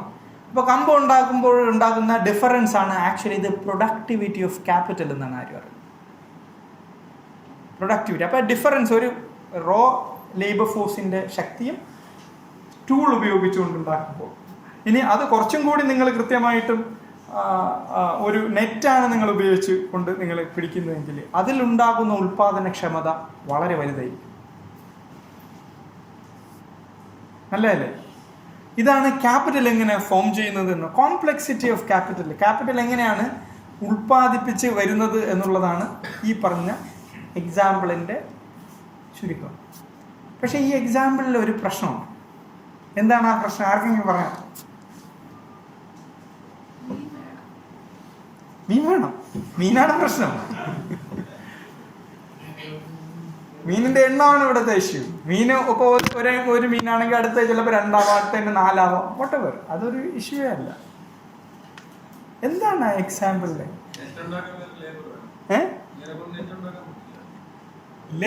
നെറ്റ് ഉണ്ടാക്കണമെങ്കിൽ ലേബർ വേണം. ഓക്കെ, കമ്പ് വെട്ടണമെങ്കിൽ ലേബർ വേണം. പക്ഷെ നമ്മൾ ഇതാണ് സൈലൻസ് ചെയ്യുന്നത്. ഇതാണ് യഥാർത്ഥത്തിൽ ഉൽപാദന പ്രക്രിയ. മാർക്സ് വളരെ ബ്യൂട്ടിഫുൾ എക്സാമ്പിൾ. മാർക്സ് പറയുന്നതെന്ന് പറഞ്ഞത് ആക്ച്വലി ലേബറിനെ നിങ്ങൾ വളരെ വ്യത്യസ്തമായിട്ട് ലേബർ നമുക്ക് മനസ്സിലാവും. ലേബറിനെ നമ്മൾ ആ ഉൽപാദനമായിട്ട് ബന്ധപ്പെട്ട് ഡയറക്റ്റ് ആയിട്ട് ഉപയോഗിക്കുന്ന ലേബർ അല്ല labour. There are other forms of labour. ഇപ്പം നിങ്ങളെല്ലാം ജോലിക്ക് വരുന്നവരാണ്. വീട്ടിൽ ഭാര്യ ഹൗസ് വൈഫ് ആയിട്ടുള്ള എത്ര പേര്? ഇവിടെ ആരുമില്ല. വളരെ സന്തോഷം. അപ്പം എനിക്ക് ചോദ്യം ചോദിക്കാം. ഇനിയാണ് ചോദ്യം വരുന്നത്. ഹൗസ് വൈഫ് അല്ലാതിരിക്കുന്ന ഭാര്യയെ സഹായിക്കുന്ന എത്ര ഭർത്താക്കന്മാരുണ്ട്? അത് ആരുമില്ല. അങ്ങനെയാണെങ്കിൽ നിങ്ങളെല്ലാം പ്രിമിറ്റീവ് ക്യാപിറ്റലിസത്തിന്റെ വക്താക്കളാണ്. നിങ്ങളെല്ലാം ക്യാപിറ്റലിസ്റ്റുകൾ. അതായത് നിങ്ങൾ ഉൽപ്പാദിപ്പിക്കുന്ന അല്ലെങ്കിൽ നിങ്ങളുടെ ഹെജിമണി അല്ലെങ്കിൽ നിങ്ങളെ പേട്രിയാർക്കി എന്നൊക്കെ പറയുന്ന പല വേദ അതിനൊക്കൊന്നും ഞാൻ പോകുന്നില്ല, കാട് കയറും. അതുകൊണ്ട് വേണം സബ്ജക്റ്റിനകത്ത് തന്നെയാണ്. നിങ്ങൾ യഥാർത്ഥത്തിൽ ചെയ്യുന്നതെന്ന് പറയുന്നത് നിങ്ങളുടെ അധികാരം. നിങ്ങളെന്തുകൊണ്ടാണ് ജോലി ചെയ്യാത്തത്? മാഡം ഒരു വർക്കിംഗ് വുമനാണ്. അപ്പോൾ വീട്ടിലെ എല്ലാ പണിയും ചെയ്യുമല്ലോ അല്ലേ? വീട്ടിൽ ഇനി പോയിട്ട് വേണം അടുത്ത് രാവിലേക്കുള്ള കാര്യങ്ങളൊക്കെ ചെയ്യാൻ. ഭർത്താവൊന്നും ഉണ്ടാക്കി വെക്കത്തില്ലല്ലോ. ഉണ്ടോ? ഇല്ല, അമ്മയില്ല. അപ്പൊ അമ്മേന്റെ ലേബറിനെ നിങ്ങൾ യഥാർത്ഥത്തിൽ ഡിസ്കൗണ്ട് ചെയ്യുന്നുണ്ട്. നിങ്ങളുടെ പ്രൊഡക്ടിവിറ്റി എന്ന് പറയുന്നത് മൈനസ് യുവർ മദേഴ്സ് വർക്ക് എന്നാണ്. അപ്പം മാഷിന്റെ ജോലി എന്ന് പറയുന്നത് മാഷിന് ഇപ്പം 100 രൂപ ഉൽപ്പാദിപ്പിക്കാൻ കഴിഞ്ഞാൽ ഇന്ന് ജോലി എടുത്തത്, മാഷിന് വേണ്ടി തുണി അലക്കുന്നത്, മാഷിന് വേണ്ടി ബാക്കിയുള്ള എല്ലാ കാര്യങ്ങളും ചെയ്യുന്നത് വേറൊരു ലേബറാണ്. ആ ലേബറിനെ ഓൾട്ടർനേറ്റീവായിട്ട് എംപ്ലോയ് ചെയ്താൽ നിങ്ങൾ എത്ര രൂപ കൊടുക്കണം? അത് മൈനസ് ചെയ്യണം. അത് മൈനസ് ചെയ്താൽ മാത്രമേ നിങ്ങളുടെ യഥാർത്ഥ പ്രൊഡക്ടിവിറ്റി മനസ്സിലാക്കാൻ കഴിയൂ. റാഡിക്കലായി പോയെന്നൊന്നും വിചാരിക്കരുത്. അതാണ് മാർക്സിന്റെ അടിസ്ഥാനം. മനസ്സിലായില്ലേ? അതായത് യഥാർത്ഥത്തിൽ നിങ്ങളുടെ ഉൽപാദന ക്ഷമത എന്ന് പറയുന്നത് പുറത്തൊരാൾ, നിങ്ങൾ യഥാർത്ഥത്തിൽ ആ ജോലിയെല്ലാം ചെയ്യേണ്ടതാണ്. ഇപ്പം ഞാൻ യഥാർത്ഥത്തിൽ ഇപ്പം രാവിലെ എണീറ്റിട്ട് എനിക്ക് വേണ്ട എല്ലാ കാര്യങ്ങളും ചെയ്ത് വന്നിട്ട് ജോലി ചെയ്ത് തിരിച്ചു പോകണം. അതാണ് ഒരു ഇൻഡിവിജ്വൽ. അതാണ് ഫ്രീ ലേബർ എന്ന് പറഞ്ഞത്. ഞാൻ നേരത്തെ അത് ചുമ്മാ പറഞ്ഞതല്ല. സ്വതന്ത്രമായ ലേബർ ഫോഴ്സിന് വേറെ പുറകിലാരും ഇല്ല സപ്പോർട്ട് ചെയ്യാൻ. അവരെ മാത്രമേ നമ്മൾ എന്തെന്ന് പറയുള്ളൂ, ഫ്രീ ലേബർ എന്ന് പറയും. അല്ലാത്തവരൊന്നും ഫ്രീ ലേബർ അല്ല. നമ്മൾ മനസ്സിലാക്കണം. അപ്പോൾ ഫ്രീ ലേബർ എന്ന് പറയുന്നത് കൃത്യമായിട്ട് എല്ലാം എക്സസൈസ് ചെയ്യാൻ കഴിയണം. അങ്ങനെയാണെങ്കിൽ നിങ്ങളുടെ പ്രൊഡക്ടിവിറ്റി കുറവായിരിക്കും. തർക്കമൊന്നും വേണ്ട, നിങ്ങളുടെ പ്രൊഡക്ടിവിറ്റി കുറവായിരിക്കും. അല്ലെങ്കിൽ നിങ്ങൾ കോൺട്രിബ്യൂഷൻ ടു ദി പ്രൊഡക്ഷൻ കുറവായിരിക്കും. ഇത് അല്ലാത്ത പക്ഷം എന്ത് സംഭവിക്കും? നിങ്ങളുടെ ഉൽപാദനക്ഷമത എന്ന് പറയുന്നത് ബാക്കിയുള്ളവരെക്കാളും. നീ ഒന്നും ചെയ്യുന്നില്ല എന്നാണ് നമ്മൾ ആദ്യം പറയുന്നത്, ഇല്ലേ? എല്ലാം ചെയ്തു തന്നാൽ ഒരു എല്ലാവർക്കും വർക്കിംഗ് വുമൻ ഇല്ലാതെ വീട്ടിൽ വർക്കിംഗ് വുമൻ ഉള്ള എനിക്ക് തോന്നുന്നു പുരുഷന്മാരാണ് അധികം. അതുകൊണ്ട് തന്നെ ഞാൻ ഉറപ്പായിട്ട് അത് പറയും. പുരുഷന്മാരിൽ എല്ലാവർക്കും കൃത്യമായിട്ട് വീട്ടിലൊരാളുണ്ട്, അവരെന്തെങ്കിലും ചെയ്യുന്നുണ്ട്. അപ്പോൾ ആ അഡീഷണൽ വർക്കിന് അവർക്ക് നിങ്ങൾ കൂടുതൽ ബെനിഫിറ്റ് കൊടുക്കുന്നുണ്ടോ? അവർക്ക് സാമൂഹ്യപരമായിട്ടോ കുടുംബത്തിലോ പ്രത്യേകമായ സ്റ്റാറ്റസ് ഉണ്ടോ? ആണുങ്ങളാണ് ഇപ്പോഴും ഡിസിഷൻ മേക്കിംഗ്, പൈസ ചിലവാക്കൽ മുതലായ എല്ലാ കാര്യങ്ങളും ചെയ്യുന്നത് പൊതുവെ. ഇതെല്ലാം നമ്മുടെ ഈ പറയുന്ന സാമൂഹ്യ ബന്ധങ്ങളിലെ ഹെജിമണിയെ കുറിച്ചാണ് ഈ സംസാരിക്കുന്നത്. ക്യാപിറ്റൽ എന്ന് പറയുന്നത് ഈ ഹെജിമണിയിലേക്കാണ് നമ്മൾ വരുന്നത്. അപ്പം ഇതിൻ്റെ ഫോം ഒറിജിനേറ്റ് ചെയ്യുന്നത് ഈ ലേബറുമായിട്ട് ബന്ധപ്പെട്ടാണ്. ഇപ്പം ഞാൻ ബൊംബാവർഗിൻ്റെ എക്സാമ്പിളും മാർക്സിൻ്റെ അനാലിസിസും മാർക്സ് പറയുന്ന ഈ ഡെഡ് ലേബറിനെ കുറിച്ച് ഒരു ഉൽപ്പാദന പ്രക്രിയൻ്റെ ബിഗിനിങ് ടു എൻഡ് ഒരിക്കലും നിങ്ങൾ എന്ത് ചെയ്യുന്നില്ല, പറയുന്നില്ല. നേരെ മറിച്ച് നിങ്ങൾ പറയുന്നത് എന്താണ്? അവസാനത്തെ ഫൈനൽ പ്രോഡക്റ്റിലെ ഫൈനൽ ഇൻവോൾവ്മെൻറ്റ് ഓഫ് ലേബർ മാത്രമാണ് നിങ്ങളൊരു ലേബർ ഇൻവോൾവ്മെൻ്റ് ആയിട്ട് കണക്കാക്കുന്നതും അതിന് മാത്രമാണ് നിങ്ങൾ പേയ്മെൻറ്റ് നടത്തുന്നത്. ബാക്കിയുള്ള ആ പ്രോസസ്സിൽ നിങ്ങളെ സപ്പോർട്ട് ചെയ്യുന്ന ആർക്കും നിങ്ങൾ എന്ത് ചെയ്യുന്നില്ല, കൊടുക്കുന്നില്ല. അവർക്കാർക്കും കൊടുക്കാത്തതുകൊണ്ട് നിങ്ങൾക്ക് എന്തുണ്ടാവും? സർപ്ലസ് ഉണ്ടാവും. സർപ്ലസ് വളരെ ലളിതമായിട്ട് ഇങ്ങനെ പറയാൻ പറ്റും. ഒരുപാട് അതിന് കുറേ കൊണോട്ടേഷൻസ് ഒക്കെ ഉണ്ട്. പക്ഷേ എന്താണ് സർപ്ലസ് എന്ന് പറയുന്നത്? ഈ തരത്തിലാണ് സർപ്ലസ്. അല്ലാതെ ഒരിക്കലും നിങ്ങൾക്ക് എന്ത് ചെയ്യാൻ പറ്റില്ല. ഞാൻ നേരത്തെ പറഞ്ഞല്ലോ, ചുള്ളി വെട്ടി അല്ലെങ്കിൽ കമ്പ് മുറിച്ചവർക്ക് അവരുടെ കമ്പ് മുറിച്ചതിൻ്റെ ലേബർ. അപ്പോൾ ആ ലേബറിന് നിങ്ങൾ പേ ചെയ്യണം. അപ്പോൾ റിമൈനിങ് എമൗണ്ട് എവിടേക്ക് പോകും? ആ ലേബറിന് പോകും. നിങ്ങളാണത് ചെയ്യുന്നതെങ്കിൽ അതും ലേബറിൻ്റെ ഫോഴ്സാണ്, അല്ലെങ്കിൽ അതും ലേബർ ഉപയോഗിച്ചാണ് ഉൽപ്പാദിപ്പിച്ചത്. അതുകൊണ്ട് അതിൻ്റെ ഓണർഷിപ്പ് ആർക്കായിരിക്കും? നിങ്ങൾക്ക് തന്നെ ആയിരിക്കും. നെറ്റ് ഉണ്ടാക്കാൻ വേണ്ടി നിങ്ങൾ കുറച്ച് ദിവസം മീൻ പിടിക്കാതെ വീട്ടിൽ ഇരുന്ന് നെറ്റ് ഉണ്ടാക്കുമായിരിക്കും. ലേബറാണ്, യു ആർ ഇൻവോൾവിങ്. അല്ലെങ്കിൽ നിങ്ങൾ യഥാർത്ഥത്തിൽ നിങ്ങളുടെ മൂലധനമല്ല അവിടെ, യഥാർത്ഥത്തിൽ നിങ്ങളുടെ ലേബറിനെ ഉപയോഗിച്ചുകൊണ്ട്, നിങ്ങളുടെ തൊഴിൽ ശക്തി ഉപയോഗിച്ചുകൊണ്ടാണ് ഈ പ്രോസസ്സിൽ ഏർപ്പെടുകയും ആ പ്രോസസ്സാണ് നിങ്ങളുടെ ഹയർ പ്രൊഡക്ടിവിറ്റി സമ്മാനിച്ചത്, ഉൽപ്പാദനക്ഷമത കൂട്ടിയതാണ്. പക്ഷെ അതിനെക്കുറിച്ച് നിങ്ങൾ മീൻ പിടിച്ചതിന് ശേഷം പറയത്തില്ല നിങ്ങൾ അത് നെറ്റ് കാരണമാണ്, പക്ഷെ നെറ്റ് എൻ്റേതാണ്. നേരത്തെ ഞാൻ പറഞ്ഞല്ലേ, റിക്കാർഡോ പറഞ്ഞതുപോലെ original and indestructible powers of the സോയിലാണ് റെൻ്റായിട്ട് കൊടുക്കുന്നത്. പക്ഷെ അത് ആർക്ക് കൊടുക്കും?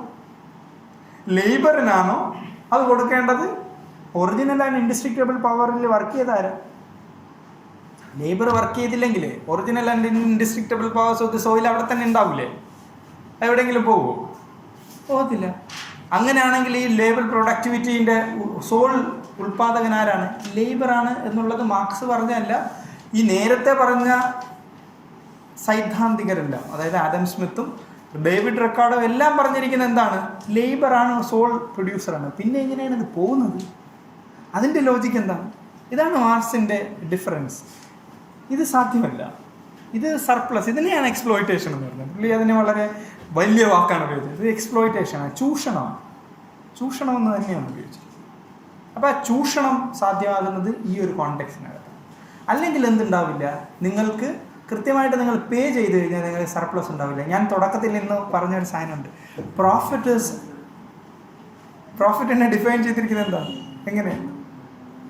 പ്രോഫിറ്റ് എന്ന് പറയുന്നത് ഫാക്ടേഴ്സ് ഓഫ് പ്രൊഡക്ഷന് പേ ചെയ്ത് ഇന്ന് എന്തെങ്കിലും ബാലൻസ് ഉണ്ടെങ്കിൽ അതിനെ മാത്രമാണ് നമുക്ക് എന്തെന്ന് പറയാൻ പറ്റുക, പ്രോഫിറ്റ്. ഉൽപ്പാദന യൂണിറ്റിലെ ഒരു സാധനത്തിൻ്റെ ഉൽപ്പാദന പ്രക്രിയയ്ക്ക് അതിൻ്റെ തുടക്കം മുതൽ അവസാനം വരെ എല്ലാവർക്കും നിങ്ങൾ കൊടുത്തു കഴിഞ്ഞാൽ നിങ്ങൾക്ക് എന്തെങ്കിലും ബാലൻസ് വരുമോ? ബാലൻസ് വരാൻ പാടില്ല. ബാലൻസ് വന്നാൽ നിങ്ങൾ ആർക്കോ കൊടുത്തിട്ടില്ല എന്നർത്ഥം. ഏതോ ഒരു ഘടകത്തിന് കൊടുക്കേണ്ട അതിൻ്റെ പ്രൊഡക്ടിവിറ്റി അനുസരിച്ച് കൊടുക്കാത്തത് കൊണ്ടാണ് എന്ത് സംഭവിക്കുന്നത്? ബാലൻസ് വരും. അല്ലാത്ത പക്ഷം ഒരിക്കലും എന്തുണ്ടാവില്ല, ബാലൻസ് വരില്ല. ആ ബാലൻസിൻ്റെ ഇക്വേഷനാണ് നേരത്തെ പറഞ്ഞ MCM എന്നുള്ള സിദ്ധാന്തം പറഞ്ഞത്. പണം കൊടുത്ത് നിങ്ങൾ വാങ്ങിക്കുന്നു, കൊമോഡിറ്റീനെയാണ് വാങ്ങിക്കുന്നത്. കമോഡിറ്റി എന്ന് അവിടെ പറഞ്ഞാൽ ലേബർ, ടൂൾസ് എല്ലാം പറയുന്നു. അതുകൊണ്ടൊരു സാധനം ഉൽപ്പാദിപ്പിക്കുന്നു. ആ ഉൽപ്പാദിപ്പിക്കപ്പെട്ട സാധനം മാർക്കറ്റിൽ അവരെ കൊണ്ട് തന്നെ വാങ്ങിപ്പിക്കുമ്പോൾ നിങ്ങൾ കൂടിയ വിലയ്ക്ക് വിൽക്കുന്നു. ഇതൊരു സാമ്പത്തിക ശാസ്ത്ര ലോജിക്കാണ്, അല്ലെങ്കിൽ മാർക്സ് പറഞ്ഞ ലോജിക്കാണ്. ഇത് നിർത്തിക്കൊണ്ട് മോഡേൺ എക്കണോമിക്സിനകത്ത് നമുക്ക് വരാം. എന്നിട്ട് ഇത് തമ്മിൽ മാച്ച് ചെയ്യുമെന്നൊന്നും അറിയാൻ വേണ്ടിയിട്ട് ആധുനിക സാമ്പത്തിക ശാസ്ത്രത്തിലെ ഒരു ആദ്യത്തെ സിദ്ധാന്തമാണ് സർക്കുലർ ഫ്ലോ ഇക്കോണമി എന്ന് പറയുന്നത്. Circular flow. ആദ്യമായിട്ട് ഇക്കണോമിക്സ് പഠിക്കുന്നവരെല്ലാം അടിസ്ഥാനപരമായിട്ട് പഠിക്കുന്ന ഒരു സിദ്ധാന്തമാണ് സർക്കുലർ ഫ്ലോ. എന്ന് പറഞ്ഞു കഴിഞ്ഞാൽ മിച്ചമൂല്യം എന്നുള്ളത് ക്യാപിറ്റലിസ്റ്റ് കണ്ടസ്റ്റ് ചെയ്യുന്നത് മിച്ചമൂല്യം ഇല്ല എന്ന് പറഞ്ഞുകൊണ്ടാണ്. മിച്ചമൂല്യം ഇല്ല എന്ന് പറയുന്നത് അടിസ്ഥാനം എന്ന് പറയുന്നത് അതായത് ഫാക്ടർ എക്സോഷൻ തിയറം വെച്ചുകൊണ്ടാണ്. ഫാക്ടർ എക്സോഷൻ തിയറത്തിൻ്റെ അടിസ്ഥാനത്തിലാണ് ഞാൻ നേരത്തെ പറഞ്ഞത് എല്ലാ ഉൽപാദന ഘടകങ്ങളും അവരവരുടെ പങ്ക് വാങ്ങിക്കുകയും അവസാനം ഒന്നും അവശേഷിക്കാതിരിക്കുകയും ചെയ്യുന്ന അവസ്ഥ. ഇങ്ങനെ ഒന്നും അവശേഷിക്കാതിരുന്നാൽ എന്തുണ്ടാവില്ല? പ്രോഫിറ്റ് ഉണ്ടാവില്ല. പ്രോഫിറ്റ് ഉണ്ടായില്ലെങ്കിൽ എന്തുണ്ടാവില്ല? ക്യാപിറ്റൽ തന്നെ ഉണ്ടാവില്ല. അപ്പം ആധുനിക സാമ്പത്തിക ശാസ്ത്രം പറയുന്നത് പ്രോഫിറ്റ് ഇല്ലാതെ എങ്ങനെയാണ് ക്യാപിറ്റൽ ഉണ്ടാവുക, ഉൽപാദന പ്രക്രിയ മെച്ചപ്പെടുക എന്നാണ് അവർ തന്നെ ചോദിക്കുന്നത്. എന്നാൽ അവർ തന്നെ അവരോട് ചോദിക്കുന്ന മാർജിനലിസ്റ്റ് സ്കൂൾ ഓഫ് തോട്ടിൻ്റെ അടിസ്ഥാനത്തിലാണ് ഫാക്ടർ എക്സോഷൻ തിയറം എന്ന് പറയുന്ന സിദ്ധാന്തം അവർ മുന്നോട്ട് വയ്ക്കുന്നത്. ഫാക്ടർ എല്ലാം അവരവരുടെ ഉൽപാദന മൂല്യം എക്സോസ്റ്റ് എടുക്കും. അവസാനം എന്ത് സംഭവിക്കും? Zero profit. പ്രോഫിറ്റ് എന്താവും? സീറോ. അതൊരൊറ്റ സാമൂഹ്യ സമ്പദ്ഘടനയിൽ മാത്രമേ സാധ്യമാവുള്ളൂ. Perfect competition. എവിടെയാണ് പെർഫെക്റ്റ് കോമ്പറ്റീഷൻ എന്ന് പറയുന്നത്? ഒരു കമ്പോള മാതൃകയുണ്ട്. പെർഫെക്റ്റ് ആയിട്ടുള്ള കിടമത്സരം എന്ന് മലയാളത്തിൽ കിടമത്സരത്തിന് പെർഫെക്റ്റ് കോമ്പറ്റീഷൻ. ആ കിടമത്സരത്തിനകത്ത് പറയുന്ന അടിസ്ഥാന തത്വം എന്ന് പറഞ്ഞാൽ ഇൻഫർമേഷൻ സിമെട്രി എന്ന് പറഞ്ഞാൽ വാങ്ങിക്കുന്നവനും വിൽക്കുന്നവനും ഒരു കാര്യം കൃത്യമായിട്ടും അറിയാം, അതിൻ്റെ ഒറിജിനൽ വില എന്താണ്. അങ്ങനെയാണെങ്കിൽ ആരെങ്കിലും കൂടുതൽ പൈസ കൊടുക്കില്ല. അങ്ങനെയുള്ള സാമൂഹിക സാമ്പത്തിക വ്യവസ്ഥയ്ക്കകത്ത് എന്തുണ്ടാവില്ല? പ്രോഫിറ്റ് ഇല്ല. പ്രോഫിറ്റ് സീറോ ആണ്. പക്ഷേ ചില സാമ്പത്തിക ശാസ്ത്ര ടെക്സ്റ്റ് ബുക്കുകളിൽ എല്ലാ മിക്കവാറും 99.9% ടെക്സ്റ്റ് ബുക്കിലും പറഞ്ഞിരിക്കുന്നത് പെർഫെക്റ്റ് കോമ്പറ്റീഷനിൽ എന്തുണ്ടെന്ന്? പ്രോഫിറ്റ് ഉണ്ടെന്ന്. അത് അവരുടെ തന്നെ സിദ്ധാന്തത്തിന്. ഇതാണ് മാർക്സ് പറഞ്ഞ കോൺട്രഡിക്ഷൻ. മാർക്സ് പറയുന്നത് മുതലാളിത്ത വ്യവസ്ഥ അല്ലെങ്കിൽ ഈ കമ്പോള വ്യവസ്ഥയ്ക്കകത്തൊരു കോൺട്രഡിക്ഷൻ ഉണ്ടെന്ന്. ആ കോൺട്രഡിക്ഷനാണ് ഞാൻ. കോൺട്രഡിക്ഷൻ അനുസരിച്ച് എന്താണ്? ഇപ്പം എല്ലാവർക്കും കൃത്യമായിട്ട് സർപ്ലസ് വാല്യൂ ഇല്ലാത്തിടത്തോളം കാലം എന്തുണ്ടാവില്ല? പ്രോഫിറ്റ് ഉണ്ടാവില്ല. പ്രോഫിറ്റ് ഉണ്ടായില്ലെങ്കിൽ ക്യാപിറ്റൽ ഫോർമേഷൻ നടക്കത്തില്ല. ക്യാപിറ്റൽ ഫോർമേഷൻ നടന്നില്ലെങ്കിൽ ക്യാപിറ്റൽ അക്യുമുലേഷനും നടക്കത്തില്ല, ക്യാപിറ്റൽ ഫോർമേഷനും നടക്കില്ല. ക്യാപിറ്റൽ അക്യുമുലേഷൻ ആദ്യം, ഫോർമേഷൻ എന്താണ്? അപ്പോൾ ക്യാപിറ്റൽ അക്യുമുലേഷൻ നടന്നിട്ട് അതിനെ നമ്മൾ ക്യാപിറ്റലായിട്ട് ഉപയോഗിക്കുന്നതിനാണ് ഫോർമേഷൻ. രണ്ട് കോൺസെപ്റ്റ്. ഇപ്പോൾ ക്യാപിറ്റൽ അക്യുമുലേഷൻ ഇനി എങ്ങനെയാണ് സാധ്യമാകുന്നത്? Surplus value ഉള്ളതുണ്ട്. മിച്ചമൂല്യത്തിനെ കുറിച്ച് ഞാൻ പറഞ്ഞു കഴിഞ്ഞു, വളരെ ലളിതമായിട്ട് പറഞ്ഞു. എനിക്കൊന്ന് കുറച്ച് മനസ്സിലായിട്ട് തോന്നുന്നു.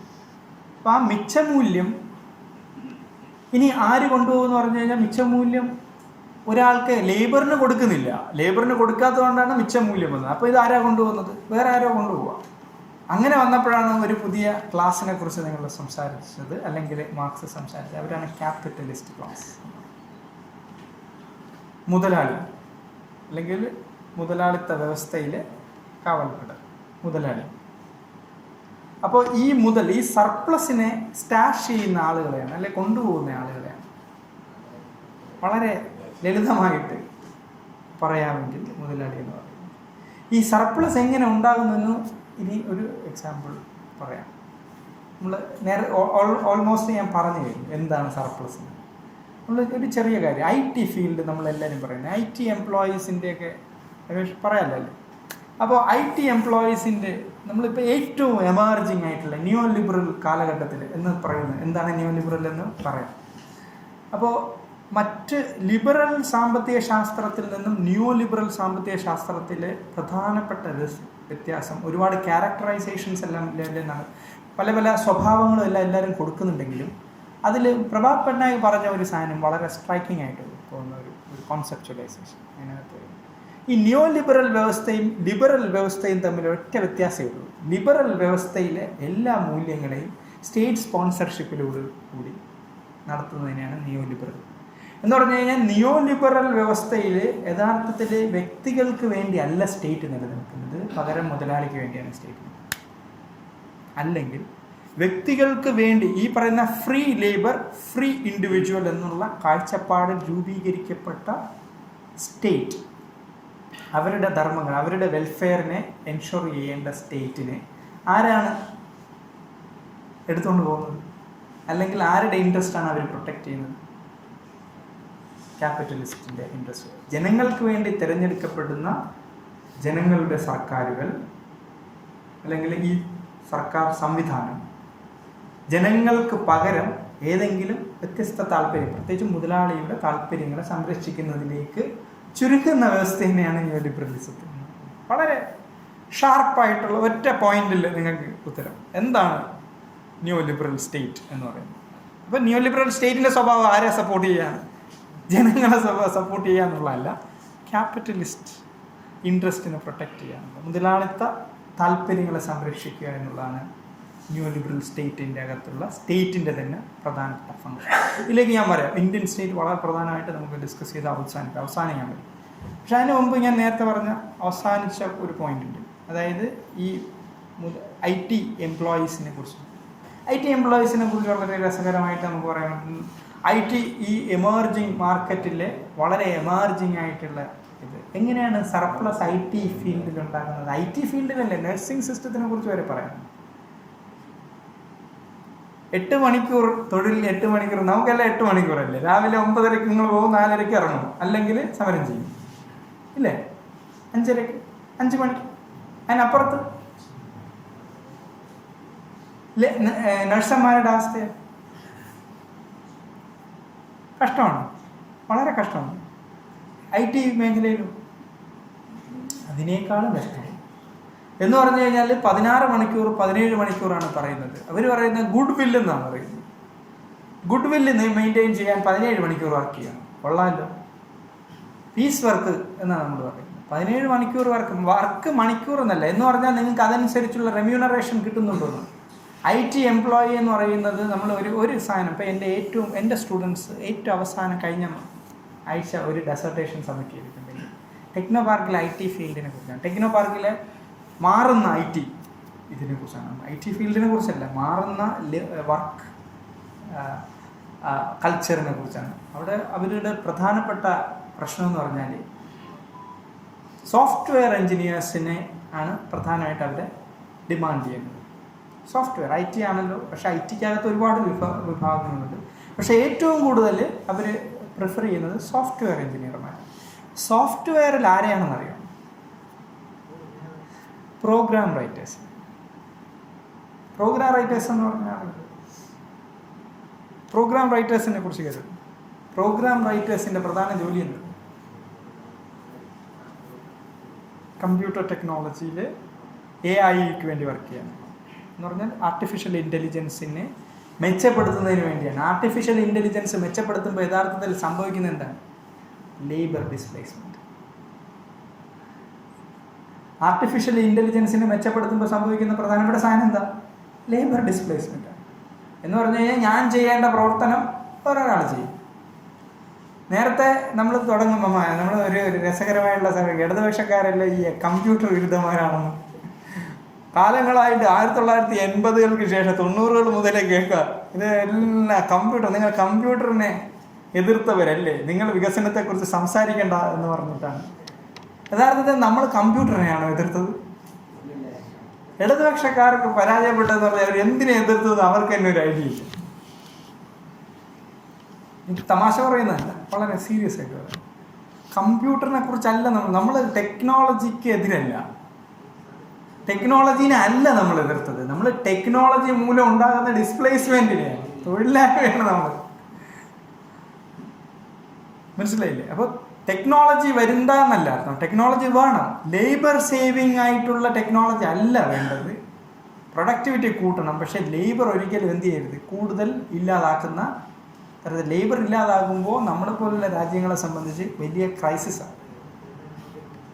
കാരണം നമ്മുടെ രാജ്യത്തെ എന്തുണ്ട്, ഭയങ്കര അബണ്ടൻ്റ് ആയിട്ടുള്ള ലേബർ ഫോഴ്സ് ഉണ്ട്. നമ്മൾ പറയല്ലേ, നമ്മളെ ഡിവിഡൻ്റ് ആണെന്ന് പറയും, ഡെമോഗ്രാഫിക് ഡിവിഡൻ്റ് എന്നാണ് ഓരോ ദിവസവും പ്രസംഗിക്കുന്നത്. തൊഴിലിൻ്റെ വിഷയം കഴിഞ്ഞ 5 വർഷമായിട്ട് സർക്കാരിന് എത്ര തൊഴിലുണ്ടാക്കാൻ പറ്റിയെന്നുള്ള സ്റ്റാറ്റിസ്റ്റിക്സ് ഒക്കെ നിങ്ങൾക്ക് അറിയാം അല്ലേ?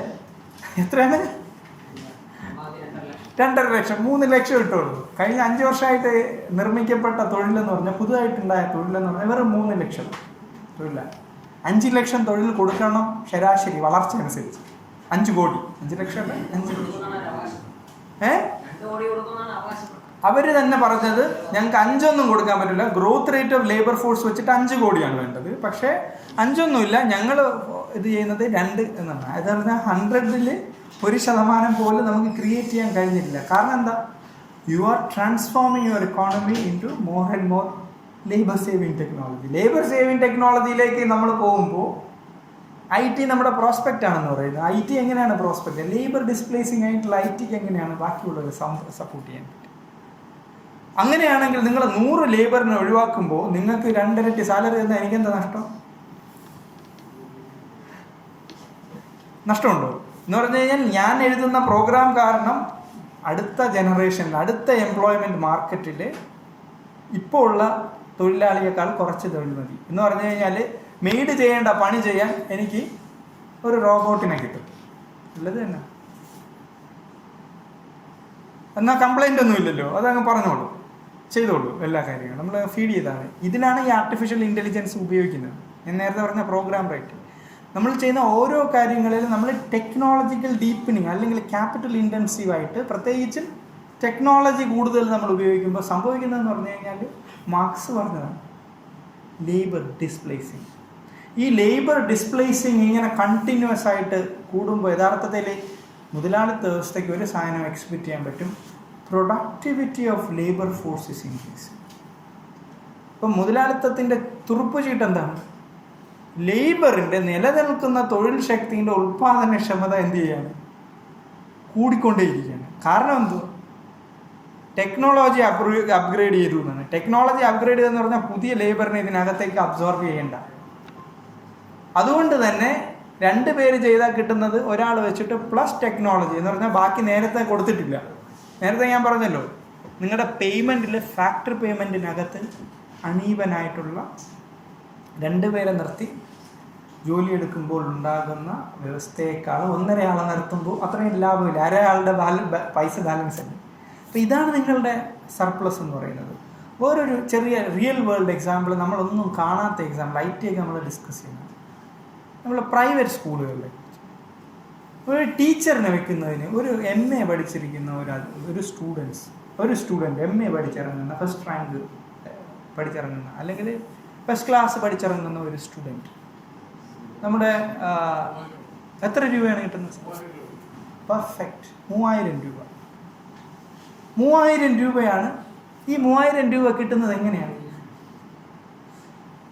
MA പഠിച്ചിറങ്ങുന്ന ഒരു വിദ്യാർത്ഥിൻ്റെ അവസ്ഥയാണ് ഞാൻ പറഞ്ഞത്. 3000 രൂപയാണ് നമ്മളുടെ ലേബറിന് നമ്മളിടുന്ന കൂലി. ഈ കൂലി നമ്മൾ ഇടാൻ വേണ്ടി ചെയ്ത ഒരു പ്രധാനപ്പെട്ട കാര്യം എന്താണെന്നറിയോ? മുതലാളി വീട്ടിൽ വന്നിട്ട്, അതായത് മാനേജർ വന്നിട്ട് എന്താ പറയുന്നത്? എങ്ങനെയാണ് അവർ എംപ്ലോയ് ചെയ്യുന്നത്? അവർ എംപ്ലോയ് ചെയ്യുന്നത് വളരെ രസകരമായിട്ടുള്ള തരത്തിലാണ്. പഠിച്ചു കഴിഞ്ഞല്ലോ, ജോലിയൊന്നും ഇല്ലല്ലോ, വെറുതെ ഇരിക്കുകയല്ലേ, അല്ലേ? അതല്ലേ അവരുടെ that is actually the point of A capitalist. ആ ക്യാപിറ്റലിസ്റ്റിൻ്റെ പോയിന്റ് എന്താണ്? വെറുതെ ഇരിക്കുകയല്ലേ എന്ന് പറഞ്ഞു കഴിഞ്ഞാൽ, ഞാൻ എക്കണോമിക്സ് അധ്യാപകനാണ്, ഞങ്ങൾക്കൊരു സിദ്ധാന്തമുണ്ട്. വെറുതെ ഇരിക്കുക എന്ന് പറഞ്ഞാൽ എന്താണ്? Marginal productivity 0. Something is better than nothing. ഒന്നും ഇല്ലാതിരിക്കുന്നതിനേക്കാളും നല്ലതല്ലേ എന്തെങ്കിലും ഉണ്ടാകുന്നത്. ആദ്യം വന്നിട്ട് വീട്ടിൽ പറയുന്ന ആദ്യത്തെ MA പഠിച്ച വിദ്യാർത്ഥിയാണെന്ന് പറയത്തില്ല. ഒന്നുമില്ലാതെ പഠിത്തമൊക്കെ കഴിഞ്ഞ് വെറുതെ ഇരിക്കുകയല്ലേ എന്നാ. വെറുതെ ഇരിക്കുകയാണ് എന്ന് പറഞ്ഞാൽ തൊഴിലില്ല, പ്രൊഡക്ടിവിറ്റി എന്ന് പറയുന്നത് 0 ആണ്. അവിടെ സ്കൂളിലേക്ക് പറഞ്ഞു വിട്ട് കഴിഞ്ഞാൽ ഞാൻ എത്ര രൂപ വരും? 3000 രൂപ വരും, അല്ലെങ്കിൽ 5000 രൂപ വരും. വെറുതെ ഇരിക്കുകയല്ലേ, അവിടെ വന്ന് 5 ദിവസം ക്ലാസ് എടുക്കാൻ പറയും. എന്നാൽ ഞാനൊരു 5000 രൂപ വരും, നിങ്ങൾക്കൊരു സഹായമാവില്ല. You are actually stashing the market. ഇവിടെ നിങ്ങൾ യഥാർത്ഥത്തിൽ കർട്ടൈൽ ചെയ്യുന്ന എന്താണ്? ഫ്രീ മാർക്കറ്റിൻ്റെ പ്രിൻസിപ്പിളായിട്ടുള്ള, ഫ്രീ ലേബറിൻ്റെ പ്രിൻസിപ്പിളായിട്ടുള്ള, ലേബറിൻ്റെ സ്വതന്ത്രമായിട്ടുള്ള കഴിവിനെ നിങ്ങൾ ആദ്യം തന്നെ എന്ത് ചെയ്യാണ്? തല്ലി തകർക്കുകയാണ്. എന്നിട്ട് പറയാണ് ആ ലേബറിന് എന്തില്ല, വാല്യൂ ഇല്ല. വാല്യൂ ഓഫ് ലേബർ എന്ന് പറഞ്ഞാൽ 0ആണ്. വെറുതെ ഇരിക്കല്ലേ, എൻ്റെ ഓഫീസിൽ വന്നാൽ ഞാൻ 5000 രൂപ തരാം. പക്ഷേ ആ മുതലാളിക്ക് വേറെ ഒരു കാര്യം അറിയാം, ലേബർ മാർക്കറ്റിനെ കുറിച്ച് കൃത്യമായിട്ടുള്ള ധാരണയുണ്ട്. നിലവിലുള്ള സാഹചര്യം അനുസരിച്ചിട്ട് ഒരാളെ എംപ്ലോയ് ചെയ്യണമെങ്കിൽ അഡ്വർടൈസ് ചെയ്യണം, കൃത്യമായിട്ട് ഇൻ്റർവ്യൂ നടത്തണം. ഇൻ്റർവ്യൂ നടത്തിയെടുക്കുന്ന ആൾക്ക് കൃത്യമായിട്ട് വേതനം കൊടുക്കണം. അതിന് ചില നോംസും റൂൾസും ഒക്കെ നിലവിലുണ്ട്. ഈ നോംസും റൂളും ഒക്കെ നിങ്ങൾ പാലിച്ചു കഴിഞ്ഞാൽ എന്ത് സംഭവിക്കും? മിനിമം നമ്മുടെ ഇപ്പോൾ മിനിമം വേജ് ആക്ട് അനുസരിച്ചിട്ട് ഇപ്പോൾ കേരളത്തിൽ നിങ്ങളൊരു അധ്യാപകന് വെക്കണമെങ്കിൽ മിനിമം ഒരു 15,000 രൂപയെങ്കിലും മിനിമം കൊടുക്കും. 15,000 അല്ല, 20,000 ആണ്. 20,000 ആണ് നമ്മൾ മിനിമം കോൺട്രാക്ട് ലേബേഴ്സിൻ്റെ മിനിമം വേതനം എന്ന് പറഞ്ഞാൽ 20 തന്നെ. നിങ്ങൾക്ക് 4 പേര് വെക്കാം. ഒരാൾക്ക് പകരം നിങ്ങൾക്ക് എത്ര പേരെ വെക്കാം? 4 പേര് വെക്കുക എന്ന് പറഞ്ഞു കഴിഞ്ഞാൽ എത്ര ലാഭമാണ് നിങ്ങൾക്ക് കിട്ടുന്നത്? 20,000 രൂപയ്ക്ക് നിങ്ങൾക്ക് 80,000 ഔട്ട്പുട്ടാണ് കിട്ടുന്നത്. അതായത് 60,000 രൂപ എന്താണ്? Surplus value. 60,000 രൂപ എന്താണ്? Surplus from this labour. ഒരു വർഷം അവർ ജോലി ചെയ്താൽ മതി. ഒരു വർഷത്തിൽ നിങ്ങൾക്ക് കിട്ടുന്ന സർപ്ലസ് എന്ന് പറഞ്ഞാൽ ഞാൻ പറഞ്ഞ ഒരു മാസത്തെ പൈസ മൾട്ടിപ്ലൈഡ് ബൈ 12. ഒരു പ്രൈവറ്റ് സ്ഥാപനം ഉണ്ടാക്കുന്ന പ്രോഫിറ്റിനെ കുറിച്ചാണ് ഞാൻ പറഞ്ഞത്. ഇങ്ങനെയാണ് പ്രോഫിറ്റ് നിർമ്മിക്കപ്പെടുന്നത്. പ്രോഫിറ്റ് അങ്ങനെ വെറുതെ ഉണ്ടാകുന്നതല്ല. പ്രോഫിറ്റ് എന്ന് പറയുന്നത് പലതരത്തിലാണ് ഓപ്പറേറ്റ് ചെയ്യുന്നത്. നമ്മുടെ സിസ്റ്റത്തിൽ ഓപ്പറേറ്റ് ചെയ്യുന്നതിൻ്റെ ഒരു ക്ലാസിക് എക്സാമ്പിളാണ് ഞാൻ പറഞ്ഞത്. നഴ്സുമാരുടെ കേസ് നമ്മൾ പറഞ്ഞു കഴിഞ്ഞു. IT എംപ്ലോയീസിൻ്റെ കാര്യത്തിൽ നമ്മൾ പറഞ്ഞു കഴിഞ്ഞു. ഇങ്ങനെയാണ് സർപ്ലസ് വാല്യൂ നിർമ്മിക്കപ്പെടുന്നത്. ഈ സർപ്ലസ് വാല്യൂവിനെയാണ് നമ്മൾ എന്തെന്ന് പറയുന്നത്? അക്യുമുലേറ്റഡ് വെൽത്ത് എന്ന് പറയുന്നത്. ആരാണ് അക്യുമുലേറ്റ് ചെയ്യുന്നത്? ക്യാപിറ്റലിസ്റ്റ്. ഇപ്പോൾ ക്യാപിറ്റലിസ്റ്റ് അക്യുമുലേഷൻ എന്ന് പറയുന്നതിൻ്റെ പ്രോസസ്സാണ് ഈ പറഞ്ഞത്. ഈ ഉണ്ടാക്കിയ പൈസ കൊണ്ട് നിങ്ങൾക്ക് ഇനി എന്തെല്ലാം നടത്താം? എഞ്ചിനീയറിംഗ് കോളേജ് കിട്ടാം. എഞ്ചിനീയറിംഗ് കോളേജ് കിട്ടുമ്പോൾ നമ്മളെ രാജ്യത്ത് മാത്രം നടക്കുന്ന വളരെ വിയേർഡായിട്ടുള്ള പൈസ കൊടുത്ത് ജോലിക്ക് കയറാം. പൈസ കൊടുത്ത് ജോലിക്ക് കയറുന്ന അത് പ്രത്യേകിച്ച് ടീച്ചിങ് പ്രൊഫഷനിൽ എന്നെ ഏറ്റവും കൂടുതൽ വണ്ടർ അടിപ്പിച്ചിട്ടുള്ള ഒരു സാധനമാണ്. ഞാൻ പൈസ കൊടുത്ത് ജോലിക്ക് കയറിയിട്ടില്ല കേട്ടോ, പേടിക്കണ്ട. നമ്മളുടെ എല്ലാ സ്ഥാപനങ്ങളിലും, നമ്മുടെ സ്ഥാപനങ്ങളിൽ പോലും പൈസ വാങ്ങിച്ചിട്ടാണ്, കോപ്പറേറ്റീവ് കോളേജുകളിലും പൈസ മേടിച്ചിട്ടാണ് കയറ്റുന്നത് എന്നുള്ളത് നിർഭാഗ്യകരമായിട്ടുള്ള ഒരു സത്യമാണ്. മനസ്സിലായില്ലേ? എന്ന് പറഞ്ഞാൽ പൈസ കൊടുക്കുന്നത് തെറ്റില്ല എന്നാണ്. ജോലിക്ക് പൈസ കൊടുത്തിട്ട് വേറൊരിടത്ത് നമ്മൾ പൈസ കൊടുത്തിട്ടല്ല ജോലിക്ക്. ടീച്ചിങ് പ്രൊഫഷനകത്ത് പൈസ കൊടുത്തിട്ട് ജോലി കയറുന്നതിന് ഒരു ഉളുപ്പുമില്ല. 50 ലക്ഷം രൂപ എക്കണോമിക്സിൻ്റെ അധ്യാപന പോസ്റ്റ്, 50 മുതൽ 80, 70 ഓരോരുത്തരുടെ സ്റ്റാറ്റസ് അനുസരിച്ച്. ഒരു ചെറിയ എക്കണോമിക്സ് പറയാം എന്ന് പറഞ്ഞാൽ മുതലാളിത്തത്തിൻ്റെ എക്കണോമിക്സ് തന്നെ. ആ എക്കണോമിക്സ് സർപ്ലസ് വാല്യൂ ഒക്കെ കുറച്ച് നേരത്തേക്ക് മാറ്റി വയ്ക്കാം. എന്നെ സംബന്ധിച്ച് ഞാൻ ഇപ്പം ഞാൻ 50 ലക്ഷം രൂപ കൊടുത്തു എന്ന് വെച്ചോളൂ. കറണ്ട് റേറ്റ് ഓഫ് ഇൻട്രസ്റ്റിൽ ആണല്ലോ, ഞാൻ ഫ്രീ ലേബറാണ്, എനിക്ക് ക്വാളിഫിക്കേഷൻ ഉണ്ട്, ജോലി കിട്ടും. ഞാൻ എന്നെ ഡിസ്കൗണ്ട് നമ്മളെ കെയ്ൻസ് പറഞ്ഞ ഡിസ്കൗണ്ട് റേറ്റിൽ നമ്മൾ മൾട്ടിപ്ലൈ ചെയ്ത് കഴിഞ്ഞാൽ കഴിഞ്ഞ അടുത്ത 15 വർഷത്തിലെ 12+ വർഷത്തിലേക്ക് ഞാൻ ബോണ്ടഡ് ലേബറാണ് എന്ന് പറഞ്ഞാൽ എടുത്ത കാശ് തിരിച്ചടയ്ക്കണ്ടേ. 50 ലക്ഷം രൂപ ഞാൻ എന്ന് പറഞ്ഞാൽ ഏകദേശം 1 കോടി രൂപ, ഏകദേശം 80+ ലക്ഷം രൂപയാണ് ഞാൻ 12 വർഷത്തിൻ്റെ അവസാനം അടയ്ക്കുന്നത്. 80 ലക്ഷം രൂപ. എൻ്റെ ഇപ്പോഴത്തെ സാലറി 50,000 അല്ലെങ്കിൽ 60,000 രൂപ. ഒരു അസിസ്റ്റൻറ്റ് പ്രൊഫസർ സ്റ്റാർട്ടിങ് പേ, വാട്ടെവർ സ്റ്റേറ്റ് പേ.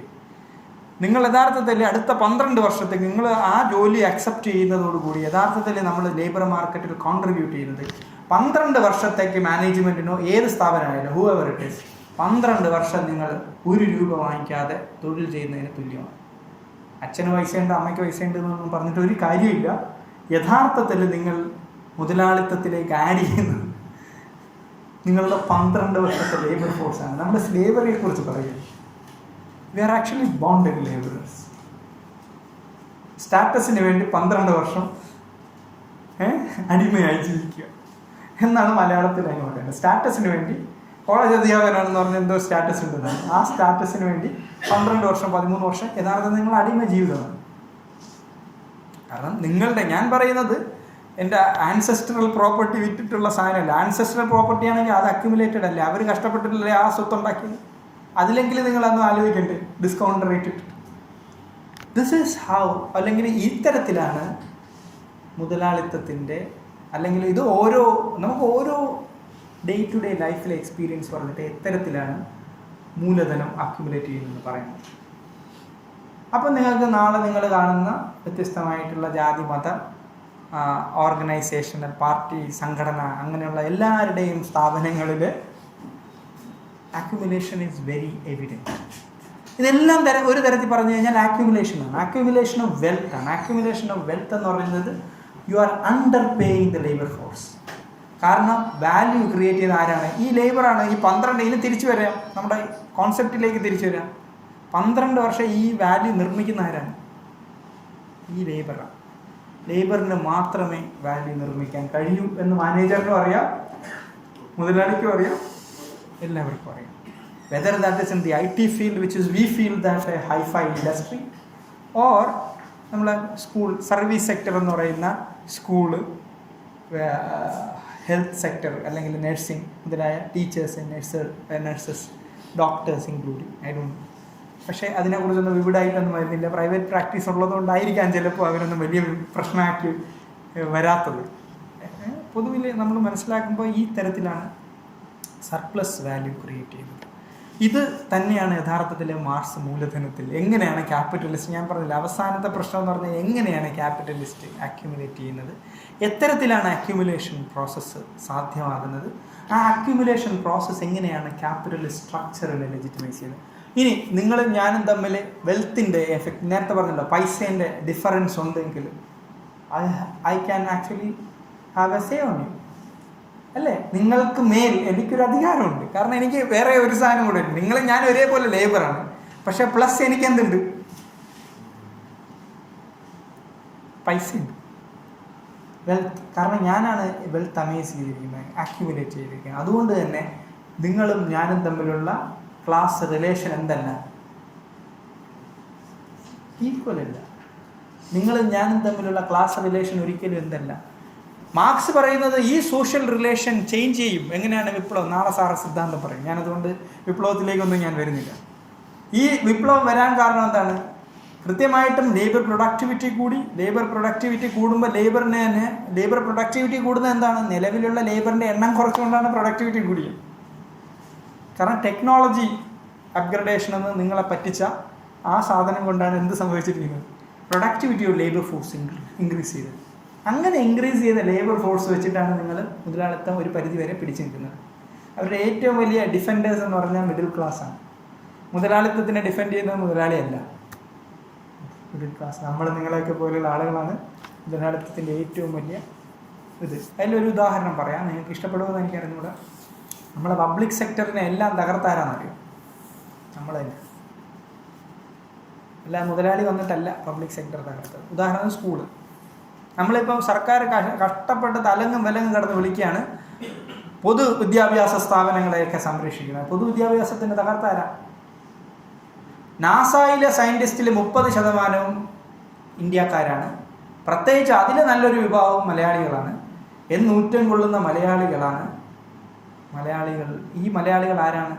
മറ്റേ പ്രൈവറ്റ് സ്കൂളിൽ പഠിച്ചാണ്. നാസയിലെ സയൻറ്റിസ്റ്റും ഇലക്ട്രിസിറ്റി ഓഫീസർമാരും എല്ലാം ഏത് സ്കൂളിൽ പഠിച്ചാണ്? ഗവൺമെൻറ് സ്കൂളിൽ പഠിച്ചാണ്. ഏറ്റവും കൂടുതൽ ഗവൺമെൻറ്. എന്നിട്ട് നമ്മളാണ് ഗവൺമെൻറ് സ്കൂളിൽ ക്വാളിറ്റി പോരാണ്. ഗവൺമെൻറ് സ്കൂളിൽ പഠിച്ചിട്ട് പ്രൊഫസറിൻ്റെ ഭാഗം പഠിക്കുന്നത് പ്രൈവറ്റ് സ്കൂളിലാണ്. കാരണം എന്താ?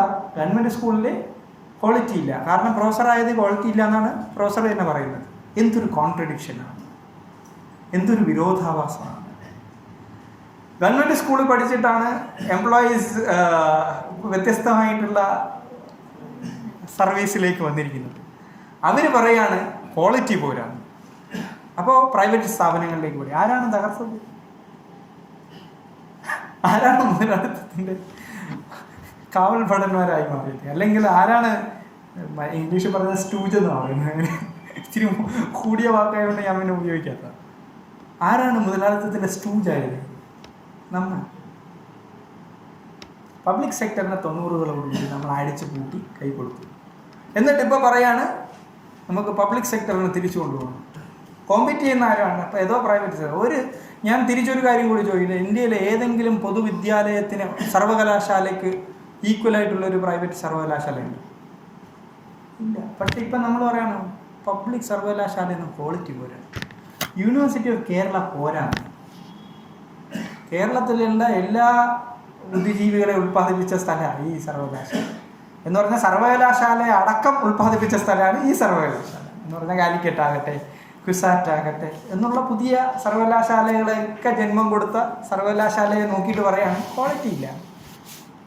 ആരാണ് ക്വാളിറ്റി ഇല്ലാതാക്കിയത്? സെൽഫ് കോൺട്രഡിക്റ്റിംഗ് ആണ്. നമ്മൾ തന്നെ നമ്മൾ മാവോ പറഞ്ഞതുപോലെ it is just like A double barrel gun. one point is actually on your throat and the other is on your enemy. പക്ഷെ ഇവിടുത്തെ എനിമി ആരാണ്? നിങ്ങളെ എനിമി. അപ്പോൾ മാവോ പറഞ്ഞത് വളരെ ശരിയല്ലേ? അപ്പം നമ്മളാണ് പൊതുവിദ്യാലയങ്ങളെ തകർത്തത്. അപ്പോൾ നമ്മൾ എന്തിനു കൂട്ടുനിന്നു? യഥാർത്ഥത്തിൽ ഈ പറയുന്ന മുതലാളിത്ത ഉൽപ്പാദന പ്രക്രിയയ്ക്ക് നമ്മൾ കൂടെ പിടിക്കുകയാണ് ചെയ്തത്. അതിലെല്ലാവർക്കും ഉത്തരവാദിത്വമുണ്ട്. ഞാൻ കുറ്റം പറയുകയല്ല. But this is actually we have to understand how this mechanism operates. ഈ മെക്കാനിസം എങ്ങനെ ഓപ്പറേറ്റ് ചെയ്യുന്നുള്ളതിനെ കുറിച്ചുള്ള ധാരണ ഇല്ലാത്തതാണ് നമുക്ക് ഈ പ്രശ്നങ്ങളെല്ലാം ഉണ്ടാക്കി തരും. അപ്പോൾ കൃത്യമായിട്ട് പറഞ്ഞാൽ ഈ അക്യുമുലേഷൻ അങ്ങനെ വെറുതെ വന്നതൊന്നുമില്ല. അക്യുമുലേഷൻ വളരെ കൺസോർട്ടഡ് ആയിട്ട് തന്നെയാണ് നിർമ്മിക്കപ്പെട്ടത്. ഒരു കാര്യം കൂടി പറയാം. അവസാനം ഞാൻ പറഞ്ഞില്ല ഇന്ത്യൻ ഒരു സ്ട്രക്ചറിനകത്ത് എങ്ങനെ നമുക്ക് ഇതിനെ പ്ലേസ് ചെയ്യാം എന്നുള്ള ഒരു കാര്യം കൂടി പറഞ്ഞിട്ട് ഞാൻ പ്രസംഗം അവസാനിപ്പിക്കാം. അതെന്ന് പറഞ്ഞാൽ വേറെ ഒന്നുമില്ല, നമ്മളുടെ ഈ നേരത്തെ പറഞ്ഞല്ലോ മുതലാളിത്തത്തിൻ്റെ ഡിഫറെൻ്റ് ആയിട്ടുള്ള ഫോംസിലേക്ക് നമ്മൾ പോകുമ്പോൾ എത്തരത്തിലാണ് മുതലാളിത്തം വരുന്നതെന്നുള്ളത്. ആ മുതലാളിത്തം വരുന്നതിൻ്റെ ഒരു ചെറിയ ഇതെന്ന് പറയുന്നത്, മുതലാളിത്തം ഇപ്പോൾ മാർക്സ് പറഞ്ഞതുപോലെ കൃത്യമായിട്ട് നിങ്ങൾ ഫോളോ ചെയ്ത 2 എക്സാമ്പിൾസ് നമുക്ക് പറയാൻ പറ്റും. വളരെ രസകര സ്റ്റാർക്ക് ഡിഫറൻസ്. ഈ ഫ്രീ ലേബറുമായിട്ട് ബന്ധം, അല്ലെങ്കിൽ ഫ്രീ ലേബറിന് പകരം ഞാൻ ഫ്രീ നേഷൻ എന്ന് പറയുന്ന ഫ്രഞ്ച് വിപ്ലവത്തിന് അനന്തരം ഉണ്ടായ മാർക്സ് കണ്ട യൂറോപ്പിൻ്റെ പോലൊരു സാഹചര്യത്തിനെ നമുക്ക് കാണാൻ പറ്റുന്നത്. ഇപ്പോൾ അമേരിക്കൻ ഐക്യനാടുകൾ മാർക്സിന് എഴുതിയിട്ടുണ്ട്. അമേരിക്കൻ ഐക്യനാടിൻ്റെ പ്രത്യേകത എന്ന് പറഞ്ഞു കഴിഞ്ഞാൽ ഈ പറയുന്ന ലാൻഡ് അവർക്കുണ്ടായി. ലാൻഡ് യഥാർത്ഥത്തിൽ ഫ്രീ ആക്കപ്പെട്ട ലാൻഡ് അവർ കൊടുത്തത് പ്രൈവറ്റ് ഇൻഡിവിജ്വൽസ്.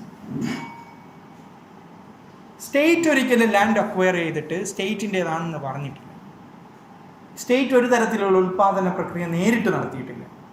എന്നാൽ അത് മുതലാളികൾ, അതായത് വ്യത്യസ്തമായിട്ടുള്ള ഈ പറയുന്ന ആളുകളെ ഏൽപ്പിക്കുകയും അവർ കൃഷിയോ അവർക്ക് മറ്റേ മൈനിങ്ങോ, ഇപ്പോൾ ഗോൾഡ് റഷ് എന്ന് പറയുന്ന ഉംബർട്ടോ എക്കോൻ്റെയൊക്കെ ലേഖനങ്ങളെ കുറിച്ചൊക്കെ പറയും. അതിലെല്ലാം പറയുന്നതെന്ന് പറഞ്ഞാൽ ഈ പറയുന്ന എല്ലാ തരം ഉൽപ്പാദന പ്രക്രിയയ്ക്കും ഗവൺമെൻറ് കൂട്ടുനിൽക്കുകയാണ് ചെയ്തത്.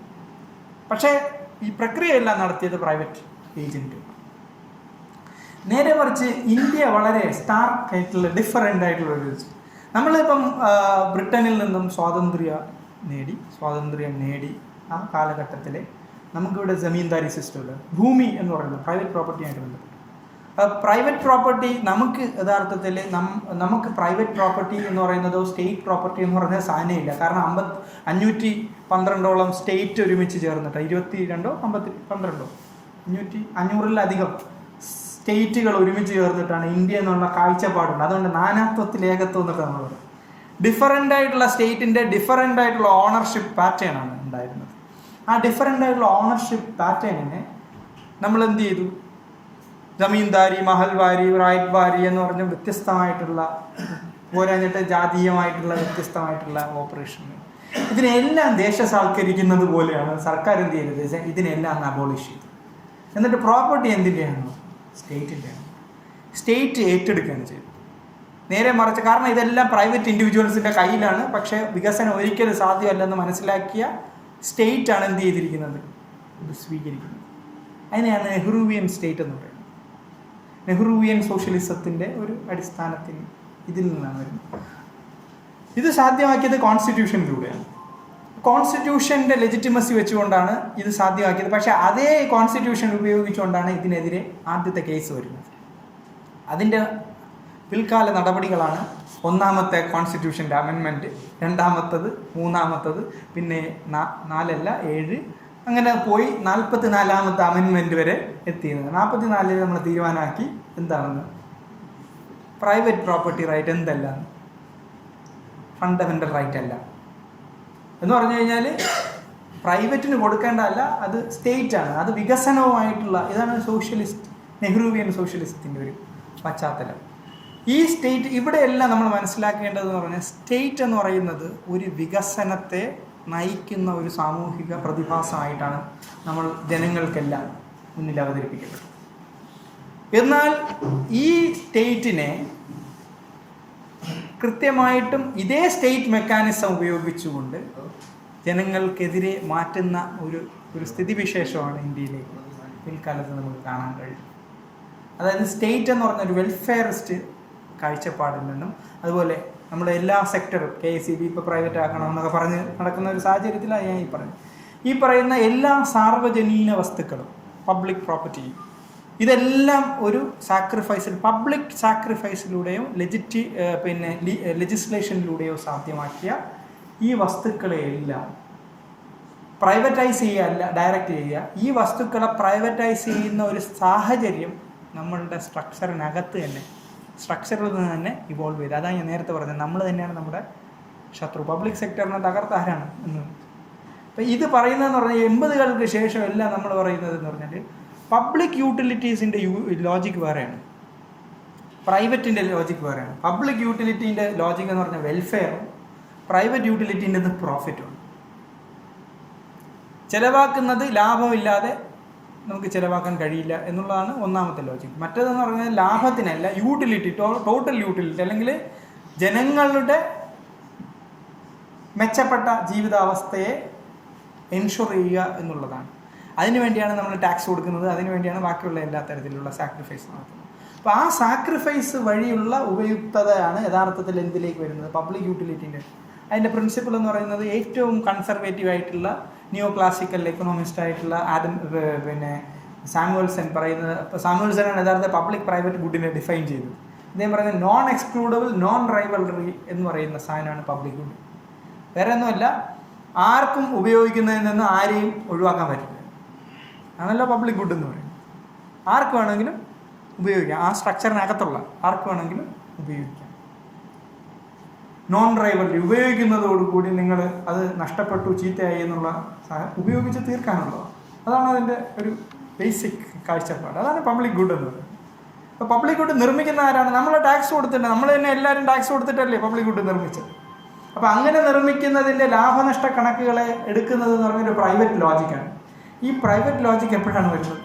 80-കളുടെ അവസാനത്തിലാണ് ഈ പ്രൈവറ്റ് ലോജിക് നമ്മുടെ പബ്ലിക് യൂട്ടിലിറ്റീസിലേക്ക് വരുന്നത്. എന്ന് പറഞ്ഞു കഴിഞ്ഞാൽ ചിലവാക്കുന്ന പൈസ തിരിച്ചു കിട്ടണം പോലും. ചിലവാക്കുന്ന പൈസ തിരിച്ചു കിട്ടണമെങ്കിൽ അത് പ്രൈവറ്റ് കമ്പനിയായിട്ട് നടത്തുന്നതല്ലേ നല്ലത്. പിന്നെ എന്തിനാണ് പബ്ലിക്കായിട്ട് നടക്കുന്നത്? അതിന് വെൽഫെയറിസ്റ്റിക് ആസ്പെക്റ്റ് ഒന്നുമില്ല. KSRTCനെ ചീത്ത പറയാത്ത ആരുമില്ല. KSEBനെയും പറയുന്നുണ്ടാവും അല്ലേ, എനിക്കറിയില്ല. പക്ഷെ KSRTC എന്തായാലും എല്ലാവരുടെയും ഏരിയയാണ്. KSRTC എന്ന് പറഞ്ഞാൽ ഒരു പ്രോഫിറ്റ് മേക്കിംഗ് കോർപ്പറേഷൻ ആണോ? അല്ല. KSRTC എന്ന് പറഞ്ഞാൽ പബ്ലിക് യൂട്ടിലിറ്റി എന്നാണ് അതിൻ്റെ പേര്. US-ൻ്റെ ടെർമിനോളജിയാണ് പബ്ലിക് യൂട്ടിലിറ്റി. നമ്മുടെ നാട്ടിലെ പബ്ലിക് സർവീസ് എന്നാണ്. പബ്ലിക് സർവീസ് എന്ന് പറഞ്ഞാൽ എന്താ? ആളില്ലെങ്കിലും അവിടെ ബസ് ഓടണം, സേവനമാണ്. മനസ്സിലായില്ല? അത് എൻഷുർ ചെയ്യണം. അതിന് നിങ്ങൾക്ക് കോസ്റ്റ് ബെനിഫിറ്റ് അനാലിസിസ് ഒന്നുമില്ല. അതിനാണ് നിങ്ങൾ ടാക്സ് പേ ചെയ്യുന്നത്. അതിനാണ് നമ്മൾ എന്ത് ചെയ്യുന്നത്? ടാക്സ് പേ ചെയ്യുന്നത്. ഇത് എൻഷുർ ചെയ്യുക എന്നുള്ളതാണ് സ്റ്റേറ്റിൻ്റെ പരമപ്രധാനമായിട്ടുള്ള ധർമ്മം. എന്നാൽ ആ ധർമ്മത്തിനകത്ത്, ആ ലോജിക്കിനകത്ത്, വെൽഫെയർ എന്ന് പറയുന്ന ലോജിക്കിനകത്ത് പ്രോഫിറ്റ് എന്ന് പറയുന്ന ലോജിക്ക് കൊണ്ട് റീപ്ലേസ് ചെയ്യുന്ന ഒരു മാറ്റത്തിനെയാണ് ഞാൻ നേരത്തെ പറഞ്ഞത്. Logic is hijacked.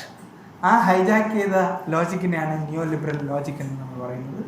1990-കൾക്ക് ശേഷം പ്രത്യേകിച്ചും, അതിനു മുമ്പ് 80-കളുടെ അവസാനത്തിൽ, 80-ൽ തന്നെ രാജീവ് ഗാന്ധിൻ്റെ കാലഘട്ടത്തിൽ തുടങ്ങിയെന്ന് ചിലർ പറയുന്നു. പക്ഷേ I would notice that it started from 1977 onwards. ഇന്ദിരാഗാന്ധിയുടെ കാലഘട്ടത്തിൽ തന്നെ അത് സ്റ്റാർട്ട് ചെയ്തിട്ടുണ്ട്. 1997 IWയുടെ ഒരു ആർട്ടിക്കിൾ ഉണ്ട്, 2002.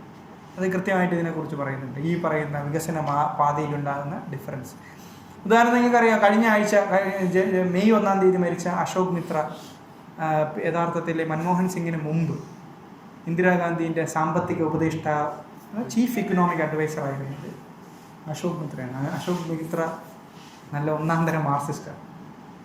അദ്ദേഹം ആണ് 1970 മുതൽ 72 വരെ ഇന്ദിരാഗാന്ധിയുടെ കേന്ദ്ര മന്ത്രിസഭയിൽ ചീഫ് ഇക്കണോമിക് അഡ്വൈസർ പോസ്റ്റിൽ ഇരുന്നു. അദ്ദേഹം 72-ൽ രാജിവെക്കാനുള്ള കാരണം, അദ്ദേഹം രാജിവെച്ച ഒഴിവിലാണ് ആര് വന്നത്? മൻമോഹൻ സിംഗ്. മൻമോഹൻ സിംഗ് വന്നത്. മൻമോഹൻ സിംഗ് ആണ് ഞാൻ നേരത്തെ പറഞ്ഞ ആള്. വേറെ ഒന്നും പ്രശ്നമൊന്നുമില്ല. അദ്ദേഹം വളരെ റെവേർഡ് ആയിട്ടുള്ള ഒരു സാമ്പത്തിക ശാസ്ത്രജ്ഞനാണ്. എല്ലാം with all the respect. The logic has been actually game. അവിടെയാണ് ഈ പറയുന്ന ഗരീബി ഹട്ടാവോ എന്ന് പറയുന്നത് തെറ്റായിട്ടുള്ള ലോജിക്കാണെന്ന് പറഞ്ഞിട്ടാണ് പുള്ളി രാജിവെക്കുന്നതിൻ്റെ ഒരു പ്രധാനപ്പെട്ട കാരണം. രണ്ടാമത്തെ കാര്യം, ഒരുപാട് കാരണങ്ങളുണ്ട് രാജിവെക്കാൻ. ഒരു പ്രധാനപ്പെട്ട കാരണമാണ് എന്തുകൊണ്ടാണ് പുള്ളിക്കെതിരെയുള്ള ഒരു ആർഗ്യുമെൻ്റ് ഉണ്ട്. എന്തുകൊണ്ടാണ് നിങ്ങൾ കോൺഗ്രസിൻ്റെ, അന്നത് വലിയ പ്രശ്നമാണ്, അന്ന് നെഹ്റുവും ഇന്ദിരയും ഒക്കെയാണ് പ്രധാനപ്പെട്ട എതിരാളികൾ, കമ്മ്യൂണിസ്റ്റ് പാർട്ടീനെ സംബന്ധിച്ചായാലും ഇടതുപക്ഷ പാർട്ടീനെ സംബന്ധിച്ചായാലും. അപ്പോൾ ചോദിക്കാം, വേറെ ഒന്നുമില്ല, സോഷ്യലിസ്റ്റ് പാതയിലാണ് ആര്, ഇന്ദിരാഗാന്ധി 1969 ബാങ്ക് നാഷണലൈസേഷൻ വളരെ കൃത്യമായിട്ട് നടത്തിയതിൻ്റെ ഒരു 68-69 കാലഘട്ടത്തിലാണ് അത് സംഭവിക്കുന്നത്. അതുകൊണ്ട് തന്നെയാണ് ഞാൻ എന്ത് ചെയ്യുന്നത്, അതൊരു സോഷ്യലിസ്റ്റ് കാഴ്ചപ്പാടാണ്. സ്റ്റേറ്റിൻ്റെ ഇമ്പോർട്ടൻസിനെ കുറിച്ച് പറയുന്നതാണ്. നമ്മളിപ്പോൾ ഞാനിത് പറയുന്നതെന്ന് പറഞ്ഞാൽ ഇതിൻ്റെ റിവേഴ്സ് നടക്കാൻ പോകുന്ന ഒരു ചർച്ച നടന്നുകൊണ്ടിരിക്കുന്ന ഒരു കാലഘട്ടത്തിൽ. അപ്പോൾ സോഷ്യലിസ്റ്റ് സ്റ്റേറ്റിൽ നിന്നും പൂർണ്ണമായിട്ട് നിങ്ങളൊരു ക്യാപിറ്റലിസ്റ്റ് സ്റ്റേറ്റിലേക്കുള്ള ട്രാൻസ്ഫോർമേഷൻ ഇൻ എ സ്ട്രക്ചറൽ എന്താണ് ഒരു അടിസ്ഥാനപരമായിട്ട് ഘടനാപരമായിട്ടുള്ള മാറ്റത്തിലേക്ക് നിങ്ങൾ മാറിക്കൊണ്ടിരിക്കുന്ന സാഹചര്യത്തിൽ ഇടതുപക്ഷവും ഈ പറയുന്ന മുഖ്യമൂല്യമായാലും ലേബർ തിയറി വാല്യൂ ആയാലും വളരെ പ്രസക്തമാണ്. അതിൽ നിന്ന് അപ്പുറത്തുള്ള ഒരു സാമ്പത്തിക ശാസ്ത്രം യഥാർത്ഥത്തിൽ ഇല്ല. അതിനെക്കുറിച്ച് കണ്ടന്റ് ചെയ്യാൻ പറ്റാത്തത് കൊണ്ടാണ് സർവകലാശാലകളൊന്നും മാർക്സിസ്റ്റ് സാമ്പത്തിക ശാസ്ത്രം എന്ത് ചെയ്യാത്തത്, പഠിപ്പിക്കാത്തത്, നമുക്കൊന്നും അറിയാത്തത്. പറയുന്നില്ല. ഇത്രയും പറഞ്ഞുകൊണ്ട് നിർത്തുന്നു.